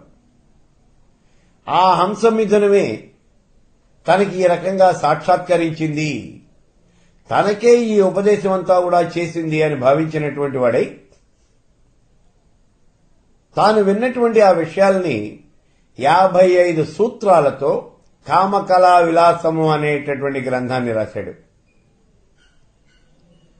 సమయాచారంలో ఈ కామకళా విలాసము అనేటటువంటిది ఉత్తమోత్తమైనటువంటి గ్రంథం శ్రీ విద్యకి. ఆ గ్రంథంలో ఏ విషయమైతే చెప్పాడో ఇప్పుడు అదే విషయాన్ని ఇక్కడ ఈ హేమలేఖ చెప్తూ ఉన్నది చూడండి. రాజా, అన్ని రకాల కుండలందు ఉండేది మట్టి ఒకటే. అదే అక్కడ చెప్పింది ఈ మగహంస. కుండలు ఏవైనా, అంటే వాటి యొక్క ఆకారం ఏదైనా, వాటి యొక్క పేరు ఏదైనప్పటికీ అందులో ఉన్నది మట్టి మాత్రమే అంది. అదే మాట ఇక్కడ చెప్తూ ఉన్నది. రాజా, కుండలు ఏవైనప్పటికీ, ఏ ఆకారంలో ఉన్నప్పటికీ, ఏ రూపంలో ఉన్నప్పటికీ, ఏ పేరుతో పిలువన్నప్పటికీ అందులో ఉన్నది మట్టి ఒక్కటే. అట్లాగే ఈ జగత్తులో ఉన్నటువంటి వస్తువులన్నింటి యందు కూడా ఉన్నటువంటి ఆత్మ చైతన్యం ఒక్కటే. అదే నీ ఆత్మ, అదే నువ్వు. ఈ చరాచర జగత్తులో ఉన్నటువంటి అన్ని వస్తువుల యందు ఉన్నటువంటిది ఏమిటి అంటే ఒకటే, అదే చైతన్యము, అదే ఆత్మ, అదే నువ్వు అని చెప్పింది. ఇంకా చెబుతూ ఉన్నది ఇక్కడ, సామాన్య చైతన్యము, సుషుప్తి, ఈ 2 కూడా ఒకటి కాదు అని చెబుతూ ఉన్నది. సామాన్యమైనటువంటి చైతన్యము, సుషుప్తి 2 కూడా ఒకటి కాదు అని ఈ హేమలేఖ తన భర్త అయినటువంటి హేమచూడికి వివరిస్తూ ఉన్నది. అసలు ఇలా ఎందుకు వివరించాల్సి వచ్చింది అంటే,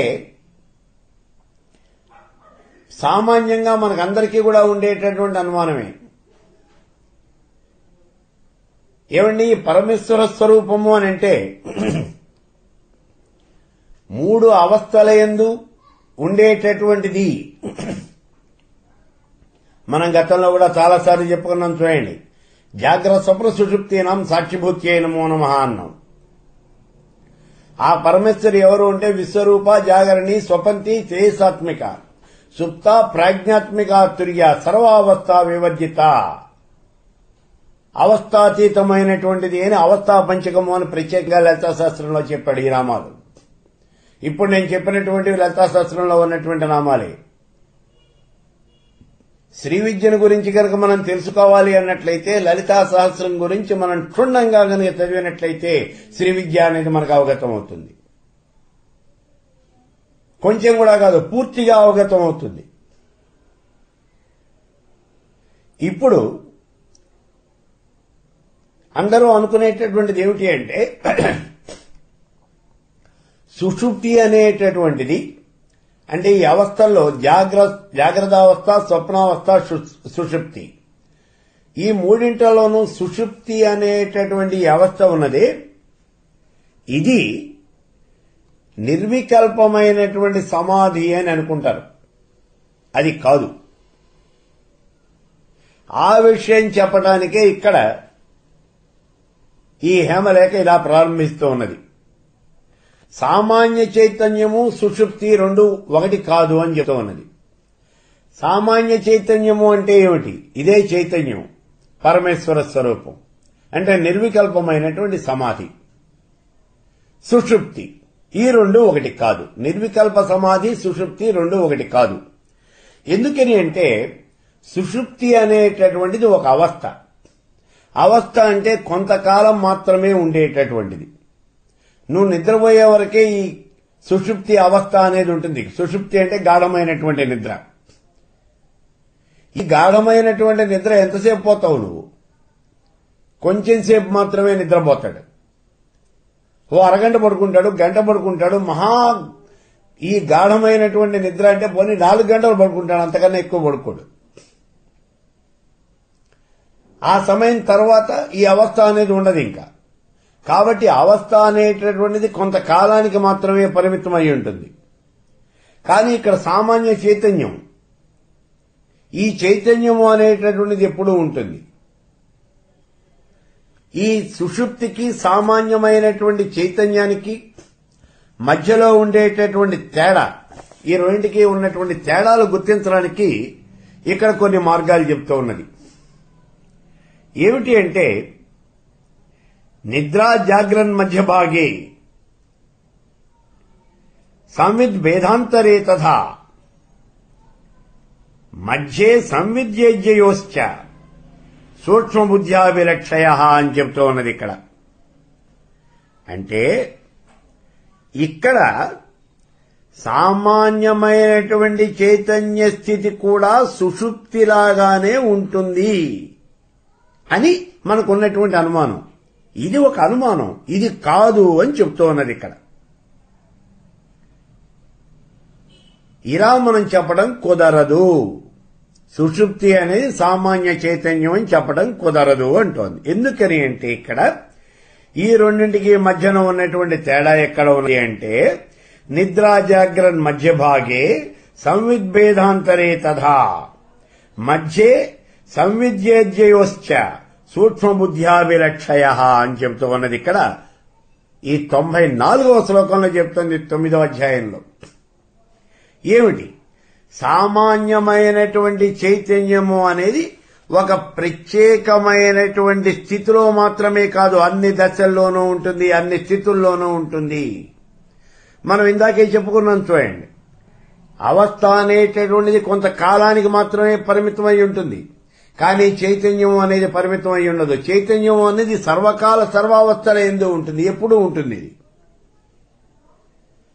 కాబట్టి సామాన్యమైనటువంటి చైతన్యం అనేది ప్రత్యేకమైనటువంటి స్థితిలో కాదు, ఎప్పుడూ ఉంటుంది ఈ చైతన్యం అనేది.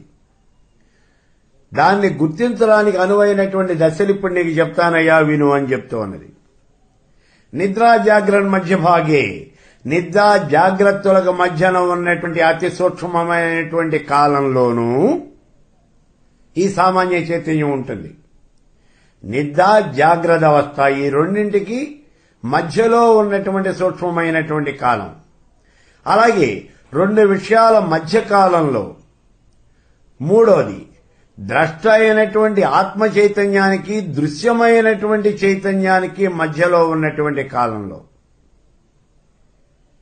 ఈ మూడు సమయాల్లోనూ కూడా సామాన్యమైనటువంటి చైతన్యము అంటే ఈ ఆత్మ అనేది ప్రకాశిస్తుంది అని చెబుతూ ఉన్నది ఇక్కడ. ఈ మూడు సమయాల్లోనూ ప్రకాశిస్తూ ఉన్నది అని చెప్తోంది.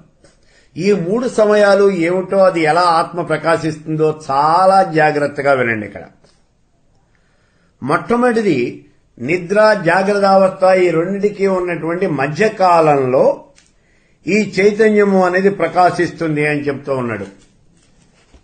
జాగ్రత్త అవస్థ నిద్రావస్థ అంటే నిద్ర అంటే ఇక్కడ సుషుప్తే, ఈ రెండింటికి ఉన్నటువంటి మధ్యకాలం. ఇక్కడ మనకి చూడండి, సామాన్య చైతన్యము అంటే విషయాకారం పొందనటువంటి జ్ఞానం. విషయాకారం పొందనటువంటి జ్ఞానం ముందు ఈ మాట గుర్తుపెట్టుకోవాలి. విషయాకారం పొందనటువంటి జ్ఞానము అంటే మన మనస్సులో ఏ రకమైనటువంటి భావాలు కూడా ఉండవు. అది ఇక్కడ స్థితి. ఏ రకమైనటువంటి విషయాల్ని కూడా ఆలోచన అనేటటువంటిది ఉండదు అసలు. అటువంటిది జ్ఞానం. నిద్ర అంటే సుషుప్తి. ఇక్కడ ఈ అవస్థాత్రయంలోకి వచ్చేటప్పటికీ జాగ్రత్త స్వప్న సుషుప్తులు అని మూడు అవస్థలు అని మనం చెప్పుకున్నాం కదా. ఇక్కడ ఈ జాగ్రత్త అవస్థ అని అంటే మాండూక్యోపనిషత్తులో చెప్పాడు ఈ అవస్థల గురించి. చూడండి, చాలా ఉపనిషత్తు వాక్యం ఇవన్నీ కూడా. జాగ్రత్త స్థానో బహిప్రజ్ఞ సప్తాంగ ఏకోనవింశతిముఖ స్థూల వైశ్వానరో ప్రథమపాద. ఇక్కడ జాగ్రత్తావస్థ అంటే ఏమిటి అసలు? జాగ్రత్తావస్థ అంటే శరీరంలో ఉన్నటువంటి ఇంద్రియాలు అంతఃకరణ అన్నీ కూడా ఇవి బయటికి వచ్చి బాహ్యమైనటువంటి విషయాలన్నీ కూడా గ్రహిస్తాయి. అంటే ఇంద్రియాలు బయటికి రావటం ఏమిటండి అని అనుమానం వస్తుంది. ఇంద్రియాలు బయటికి రావు. ఇంద్రియాల యొక్క జ్ఞానము అనేది, వాళ్ళ శక్తి అనేది బయటకు వస్తుంది. ఇంద్రియాల శక్తి అనేది బయటికి వచ్చి బయట ఉన్నటువంటి విషయాలన్నీ కూడా గ్రహిస్తాయి. అయితే ఇక్కడ సప్తాంగ ఏకోనవింశతిముఖ స్థూలభుగ్ వైశ్వానరో ప్రథమపాద అని చెబుతూ ఉన్నాడు. ఇక దానికి 19 అంగములు ఉన్నాయి అన్నాడు. ఈ స్థితిలో వైశ్వానరుడు ఇతడు ఇక్కడ ఉన్నటువంటి దేవత అని చెబుతూ ఉన్నాడు. సో ఇక్కడ ఆ దేవత ఎవరైనప్పటికీ కూడా మనకి పెద్ద అవసరమేం లేదు ఇక్కడ. కానీ మనం ఇక్కడ చూడవలసింది ఏమిటంటే, జాగ్రత్త అవస్థలో ఇంద్రియాలన్నీ కూడా తమ యొక్క పనులు చేస్తూ బాహ్యమైనటువంటి విషయాలన్నీ కూడా గ్రహిస్తూ ఉంటాయి. ఇది జాగ్రత్త అవస్థ. అందుకే ఇక్కడ చెప్పాడు జాగ్రత్త స్థానం బహిప్రజ్ఞ అంటే బాహ్యంలో ఉండేటటువంటి ప్రజ్ఞ ఈ విషయ పరంపర అంతా కూడా గ్రహిస్తాయి. ఈ 19 అంగముల చేత, ఈ అంగముల చేతనే ఇవన్నీ కూడా ఇక్కడ గ్రహించడము అనేది జరుగుతుంది. సరే, ఇక స్వప్నావస్థ అంటే ఏమిటి? స్వప్నస్థానం అంతఃప్రజ్ఞ. స్వప్నావస్థలో అంతఃప్రజ్ఞ అనేది ఉన్నది ఇక్కడ. అంటే ఇంద్రియాలన్నీ కూడా అవి పనిచేస్తూ ఉండవు, మనస్సులో ప్రవేశిస్తాయి. మనస్సు పనిచేస్తూ ఉంటుంది. నిద్రపోతూ ఉన్నప్పటికీ మనస్సు పనిచేస్తుంది. ఈ ఇంద్రియాలన్నీ కూడా మనస్సులో ప్రవేశిస్తాయి. ఇలా ప్రవేశించి ఈ మనస్సులో తాదాత్మ్యం చెందిపోతాయంటే మనస్సులో పూర్తిగా కలిసిపోతాయి. ఇంద్రియాలు మనస్సులో ఎలా కలుస్తాయండి అంటే ఇంద్రియ జ్ఞానము అనేది మనస్సులో కలుస్తుంది. ఇక్కడ ఇంద్రియాలు కలుస్తాయంటే జ్ఞానం కలుస్తుందనే అర్థం ఇక్కడ. అవి మనస్సు యొక్క రూపం పొందేస్తాయి. అలా పొంది మనస్సులో దాగి ఉన్నటువంటి సాంసారికమైనటువంటి అనుభవాలు, ఆ సంస్కారాలు, ఆ వాసనలు వీటన్నింటితోనూ కూడా సంబంధం పెట్టుకుంటాయి. అలా పెట్టుకుని వాటినే విగ్రహిస్తూ ఉంటాయి. మళ్ళీ అంటే గతంలో జరిగినటువంటి విషయాలు, ఊహలో ఉన్నటువంటి విషయాలు వీటినే మళ్ళీ అవి గ్రహిస్తూ ఉంటాయి. అవే మనం కలలు అని అంటాం. ఇవే కలలు అంటే. ఇక ఇది స్వప్నావస్థ. ఇప్పుడు సుషుప్తి అన్నాం. సుషుప్తి అంటే గాఢమైనటువంటి నిద్ర. ఈ సుషుప్తి అవస్థ అంటే ఏం చెప్తూ ఉన్నాడు ఇక్కడ? శరీరంలో ఉన్నటువంటి ఇంద్రియాలన్నీ కూడా పూర్తిగా నిద్రపోతాయి. శరీరంలో ఉన్నటువంటి ఇంద్రియాలు అన్నీ నిద్రపోతాయి. ఇక్కడ ఒకటి కాదు, అన్ని ఇంద్రియాలు కూడా నిద్రపోతాయి. ఇలా నిద్రపోవటం చేత మనస్సు ఏమవుతుంది? అప్పుడు శరీరంలో ఉన్నటువంటి ఇంద్రియాలు నిద్రపోతూ ఉన్నాయి అంటే మనస్సు ఏమవుతుంది? మనస్సు కూడా నిద్రపోతుంది. మనస్సు కూడా పని చేయనటువంటి స్థితి. ఇక్కడ మనస్సు కూడా పనిచేయదు. ఈ మనస్సేమో ప్రకృతిలో లయమైపోతుంది. ఇంద్రియాలేమో మనస్సులో కలుస్తాయి, మనస్సేమో ప్రకృతిలో లయమైపోతుంది. మరి అప్పుడు ఉండేది ఏమిటి? తమో గుణము.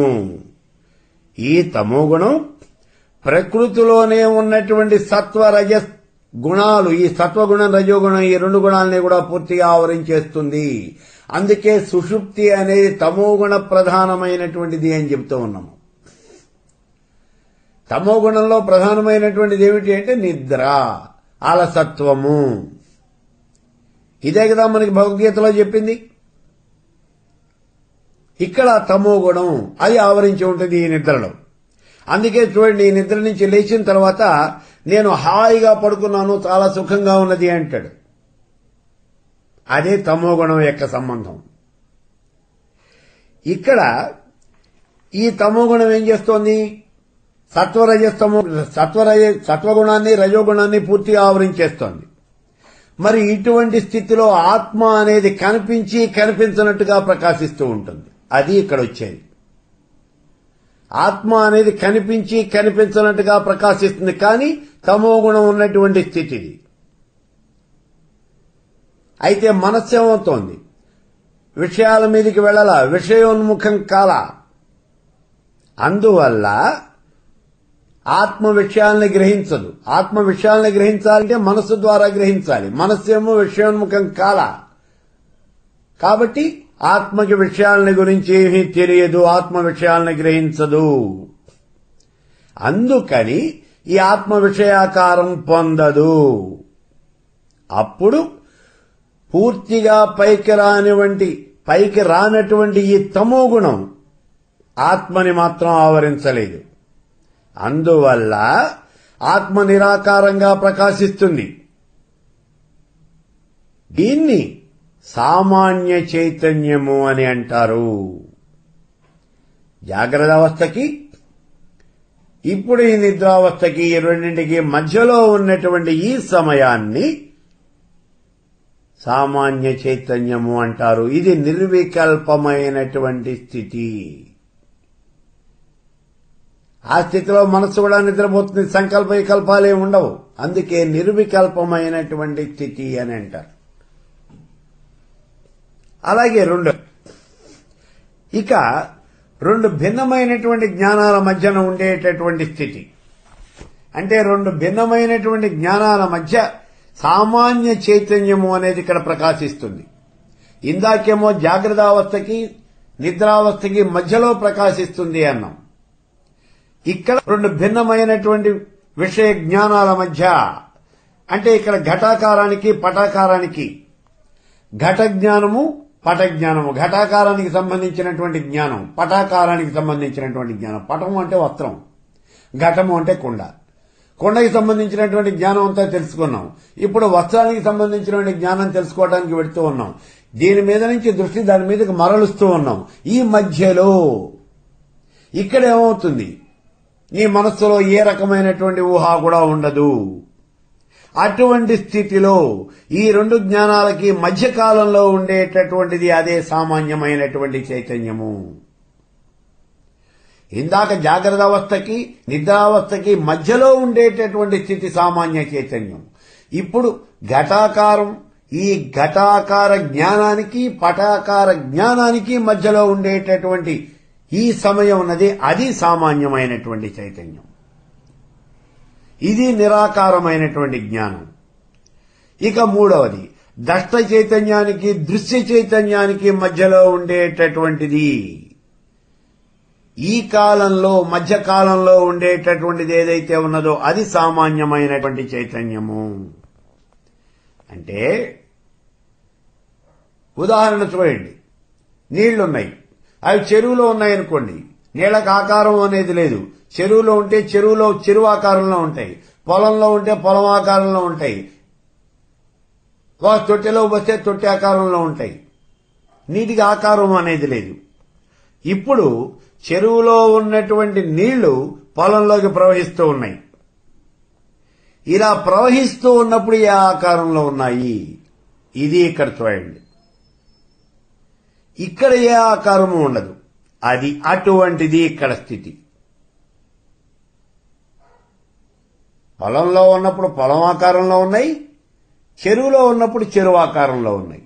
చెరువులో నుంచి పొలంలోకి ప్రవహిస్తూ ఉన్నప్పుడు ఏ ఆకారంలో ఉన్నాయి, అప్పుడు ఏ రకమైనటువంటి ఆకారము కూడా లేదు. అటువంటిది ఈ స్థితి అనేది.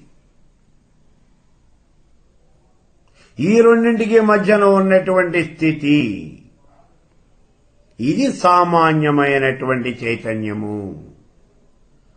ఓ రాకుమారా, ఇదే ఆత్మ, ఇదే నయాని యొక్క నిజమైనటువంటి స్వరూపము అని అంటే, ఇప్పుడు చెబుతూ ఉన్నది ఇదే నయాని ఆత్మ అంటే ఇదే నీ నిజమైనటువంటి స్వరూపం. నీ నిజమైనటువంటి స్వరూపం ఏమిటో ముందు గనక నువ్వు తెలుసుకుంటే నీకు మోహం అనేది ఉండవు, ఇంకా మోహం ఉండదు. అంటే ఆత్మ సాక్షాత్కారం కలిగినటువంటి వాడికి నీ నిజమైనటువంటి స్వరూపం నువ్వు తెలుసుకుంటే అంటే నీకు స్వస్వరూప జ్ఞానం గనక లభించినట్లయితే, నీ యొక్క రూపం ఏమిటో ఆ జ్ఞానం గనక నీకు తెలిసినట్లయితే నువ్వు ఇక్కడ మోహాన్ని పొందవు. ఈ ఆత్మను గురించి తెలుసుకోకపోవడం చేతనే జగత్తులో ఈ విధంగా దుఃఖమంతా కూడా మన కంటికి కనిపిస్తూ ఉన్నది. జగత్తంతా కూడా దుఃఖాలని అనుభవిస్తూ ఉన్నది. దుఃఖాలు ఎందుకు అనుభవిస్తూ ఉన్నావు అంటే జ్ఞానం లేకపోవటం చేత. ఇక్కడ ఏమిటి అంటే అద్దంలో పెద్ద పులి కనిపించింది, ఇది నిజమైనటువంటి పులి అని నువ్వు భయపడుతూ ఉన్నావు. అద్దంలో కనిపించినటువంటి పెద్ద పులి యొక్క ప్రతిబింబం, ఆ ప్రతిబింబాన్ని చూసి నువ్వు భయపడుతూ ఉన్నావు. తెలిసినటువంటి వాడు ఎవడు కూడా భయపడ్డావు. అలాగే ఆత్మ అనేటటువంటి అద్దంలో ప్రతిబింబించినటువంటి ఈ జగత్తును చూసి ఇదంతా కూడా నిజం అని నువ్వు అనుకుంటూ ఉన్నావు అంతే. కానీ ఇది నిజమైనటువంటిది కాదు. ఇది నిజమైనటువంటిది అనుకుని ఈ సంసారమైనటువంటి ఈ రంపటంలో కూరుకుపోయి నువ్వు దుఃఖాలు అనుభవిస్తూ ఉన్నావయ్యా. ఇది నిజం కాదు అని తెలిసినప్పుడు నువ్వు బయటకు వచ్చేస్తావు, ఇంకా నీకు దుఃఖము అనేది ఉండదు. ఓ రాజా, ఆత్మని గురించి తెలుసుకోకపోవడం చేతనే నీకు ఈ రకంగా దుఃఖము అనేది కలుగుతూ ఉన్నది. ఈ ఆత్మకి శబ్ద స్పర్శ రూప రసగంధాలు ఏవి కూడా లేవు, సుఖ దుఃఖాలు లేవు, భోగభాగ్యాలు లేవు. ఆత్మ దేన్ని కూడా గ్రహించదు. ఆత్మని గ్రహించేవాడు ఎవడూ కూడా లేడు. ఇది సర్వానికి ఆధారమైనటువంటిది. ఆత్మకి ఆధారము అనేది ఎక్కడా కూడా లేదు. ఇది సర్వ రూపాల్లోనూ కూడా ఉంటుంది. ఆత్మ ఏ రూపంలో ఉంటుంది అని అడిగితే అన్ని రూపాలు కూడా తానివే. కాబట్టి ఆత్మ ఏ రూపంలో అయినా ఉంటుంది. కానీ ఆత్మలో ఏమీ ఉండవు. ఆత్మలో ఏమీ ఉండవు, కానీ అన్నింటికీ మూల కారణమైనటువంటిది ఆత్మ. ఈ ఆత్మ అనేది అన్నింటిలోనూ ఉంటుంది. అందుకే చెప్తాడు చూడండి, బృహదారణ్యకోపనిషత్తులో యాజ్ఞవల్కుడు చెప్పాడు, అంతర్యామి అని చెప్పాడు ఈ ఆత్మని. జనక మహారాజు ఒక రోజున యాగం చేస్తూ ఉన్నాడు. ఈ యజ్ఞయాగాదులు చేస్తూ ఉన్నటువంటి సమయంలో పగటి పూటంతా ఈ యాగం జరుగుతుంది. సాయంత్రం పూట ఆధ్యాత్మికమైనటువంటి ప్రవచనాలు చర్చలు జరుగుతూ ఉంటాయి. ఒక రోజున జనక మహారాజుకు విచిత్రమైనటువంటి కోరిక కలిగింది. ఆధ్యాత్మిక ప్రపంచానికి మహారాజు ఎవరో తెలుసుకోవాలి అనుకున్నాడు. వెంటనే తన యొక్క గోశాలలో నుంచి 1000 ఆవులు ఆబోతులు తెప్పించాడు. బాగా బలిసినటువంటి ఆవులు ఆబోతులు. వాటన్నింటికీ కూడా వాటి మీద పట్టు వస్త్రాలు కప్పాడు. వాటి కొమ్ములకి గిట్టలకి బంగారపు తొడుగులు వేయించాడు. వాటి మెళ్ళలో బంగారపు ఆభరణాలు వేయించాడు. ఇప్పుడు సభలో చెప్పాడు, ఆధ్యాత్మిక ప్రపంచానికి రారాజు ఎవరో అతడు లేచి ఈ ఆవులన్నింటినీ కూడా తోలుకెళ్లొచ్చు అన్నాడు. సభలో ఉన్నటువంటి వాళ్ళు ఎవరూ లేవలా. ఇప్పుడు యాజ్ఞవల్క్యుడు లేచాడు. లేచి శిష్యుడు పిలిచి ఈ ఆవులన్నింటినీ మన యొక్క ఆశ్రమాన్ని తోలుకుపో అన్నాడు. ఎప్పుడైతే ఈ యాజ్ఞవల్క్యుడు ఈ రకంగా చెప్పాడో అప్పుడు మిగిలినటువంటి వాళ్ళంతా కూడా లేచారు. నువ్వు పండితుడివే అని అడిగారు. నేను పండితుడిని కాదు అన్నాడు. నువ్వు బ్రహ్మజ్ఞానివే అన్నారు. నేను కాదు అన్నాడు. మరి ఎందుకు తోలుకెడుతున్నావు అన్నారు. వీటితో నాకు అవసరం కదయ్యా, అందుకని తోలుకెడుతున్నాను అన్నాడు.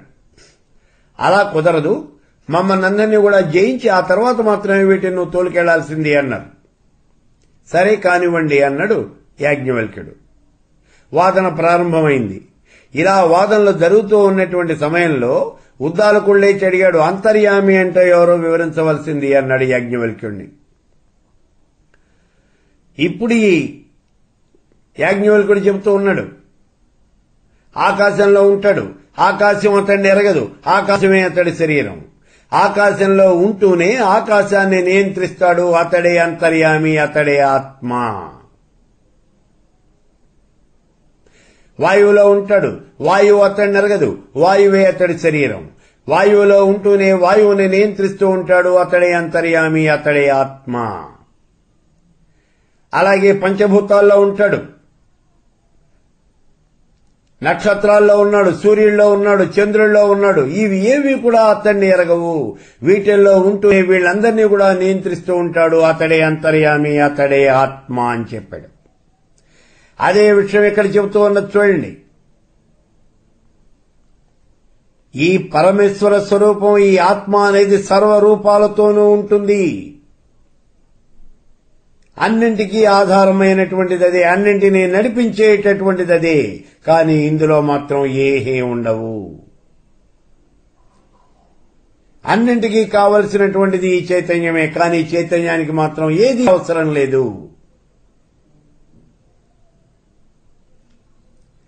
ఇక్కడ ప్రతిబింబం కనిపించాలి అంటే అద్దం కావాలి. ప్రతిబింబానికి ఆధారం అద్దమే. కానీ ఇక్కడ అద్దానికి ప్రతిబింబం మాత్రం అవసరం లేదు. ప్రతిబింబానికి అద్దం అవసరం, ప్రతిబింబం కనిపించాలి అంటే అద్దం అవసరం. కానీ అద్దానికి మాత్రం ప్రతిబింబంతో పని లేదు. అలాగే ఇక్కడ ఈ పరమేశ్వర స్వరూపము అనేది అందరికీ కావాలి, అన్నింటికీ కావాలి. ఈ చరాచర జగత్తు ప్రకాశించాలి అంటే పరమేశ్వర స్వరూపం కావాలి. కానీ పరమేశ్వర స్వరూపానికి మాత్రం ఏమీ అక్కర్లేదు. ఇంకా చెబుతూ ఉన్నది హేమలేఖ, ఓ మహారాజా, బ్రహ్మ, విష్ణువు, శివుడు, ఈశ్వరుడు, సదాశివుడు అందరూ కూడా ఆ పరమేశ్వర స్వరూపమేను అని చెబుతూ ఉన్నది. ఎందుకంటే చూడండి, ఆ పరమేశ్వర స్వరూపమే సృష్టి చేయాలి అంటే బ్రహ్మగా అవతరించింది, స్థితి కార్యం చేయాలి అంటే విష్ణువుగా అవతరించింది, లయకార్యం చేయాలి అంటే రుద్రుడిగా అవతరించింది. అందుకే చెప్పాడు లలితా సహస్రనామం మనకి, సృష్టికర్త్రి బ్రహ్మరూప గోప్త్రి గోవింద రూపిణి సంహారిణి రుద్రరూప తిరోధానకరి ఈశ్వరి సదాశివ అనుగ్రహద పంచకృత్య పరాయణ అని అంటూ ఆ పరమేశ్వర స్వరూపం పంచకృత్య పరాయణ అని చెప్తూ ఉన్నాడు. ఇటువంటి పనులు చేసేది ఎవరు అంటే ఆ పరమేశ్వర స్వరూపమేనయ్యా. ఆత్మను చూడాలి అంటే నువ్వు ఎంతో కాలంగా ప్రయత్నించాల్సిన అవసరం ఏం లేదు. కేవలం ఒక్క క్షణకాలం చాలు.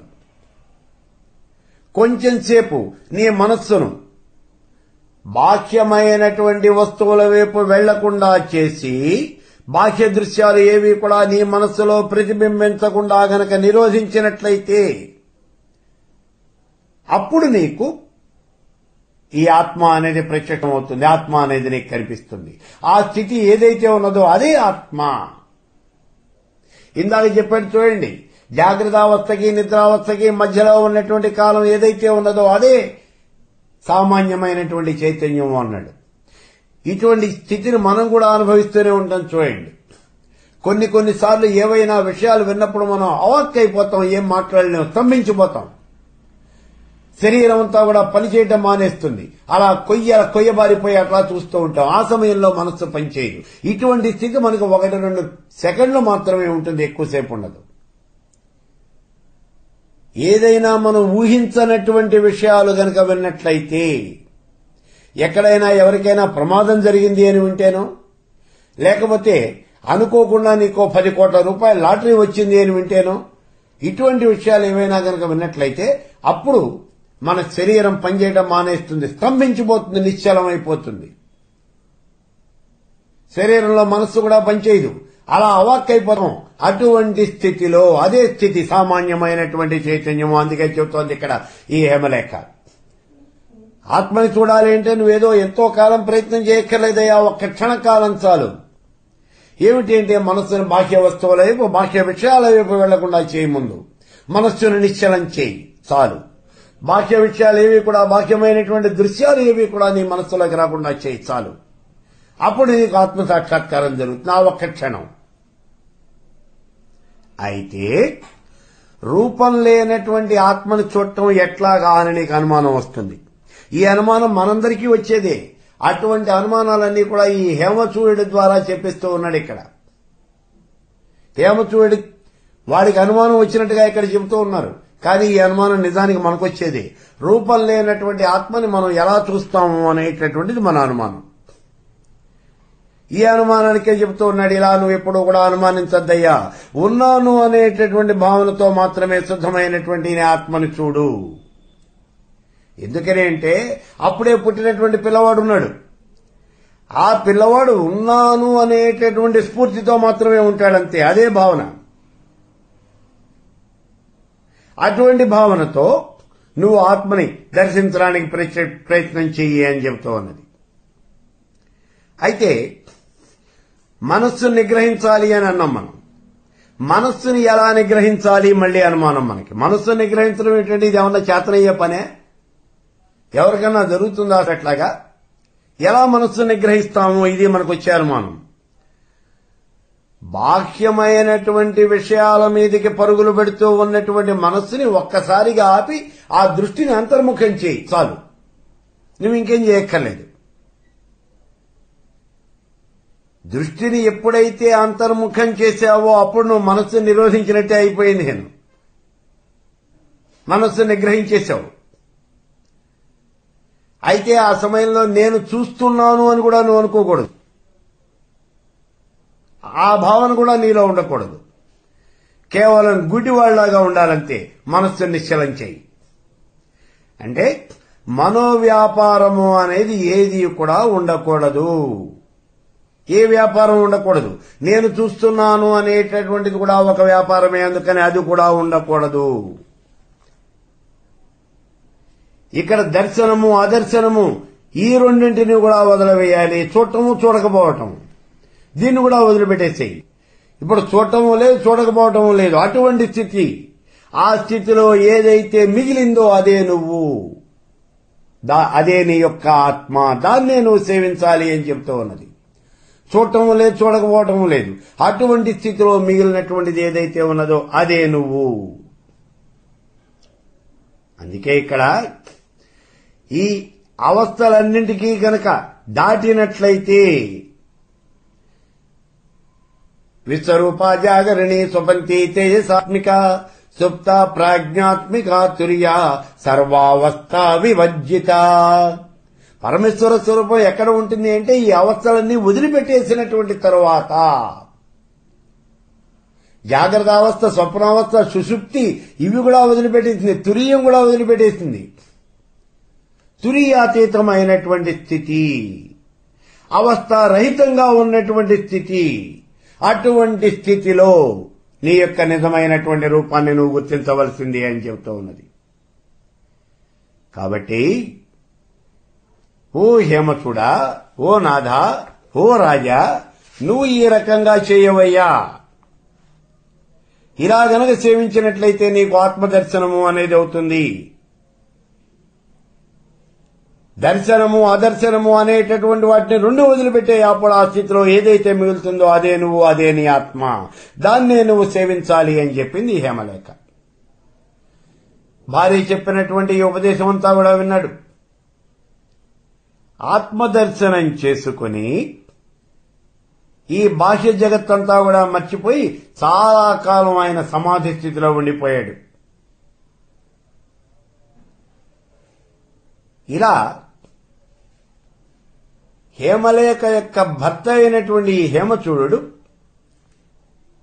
తన భార్య వల్ల ఈ విషయాలన్నీ కూడా తెలుసుకున్నటువంటి వాడై సమాధి స్థితిలో చాలా కాలం ఉండిపోయాడు అని చెబుతూ ఉన్నాడు ఇక్కడ ఈ 9వ అధ్యాయంలో.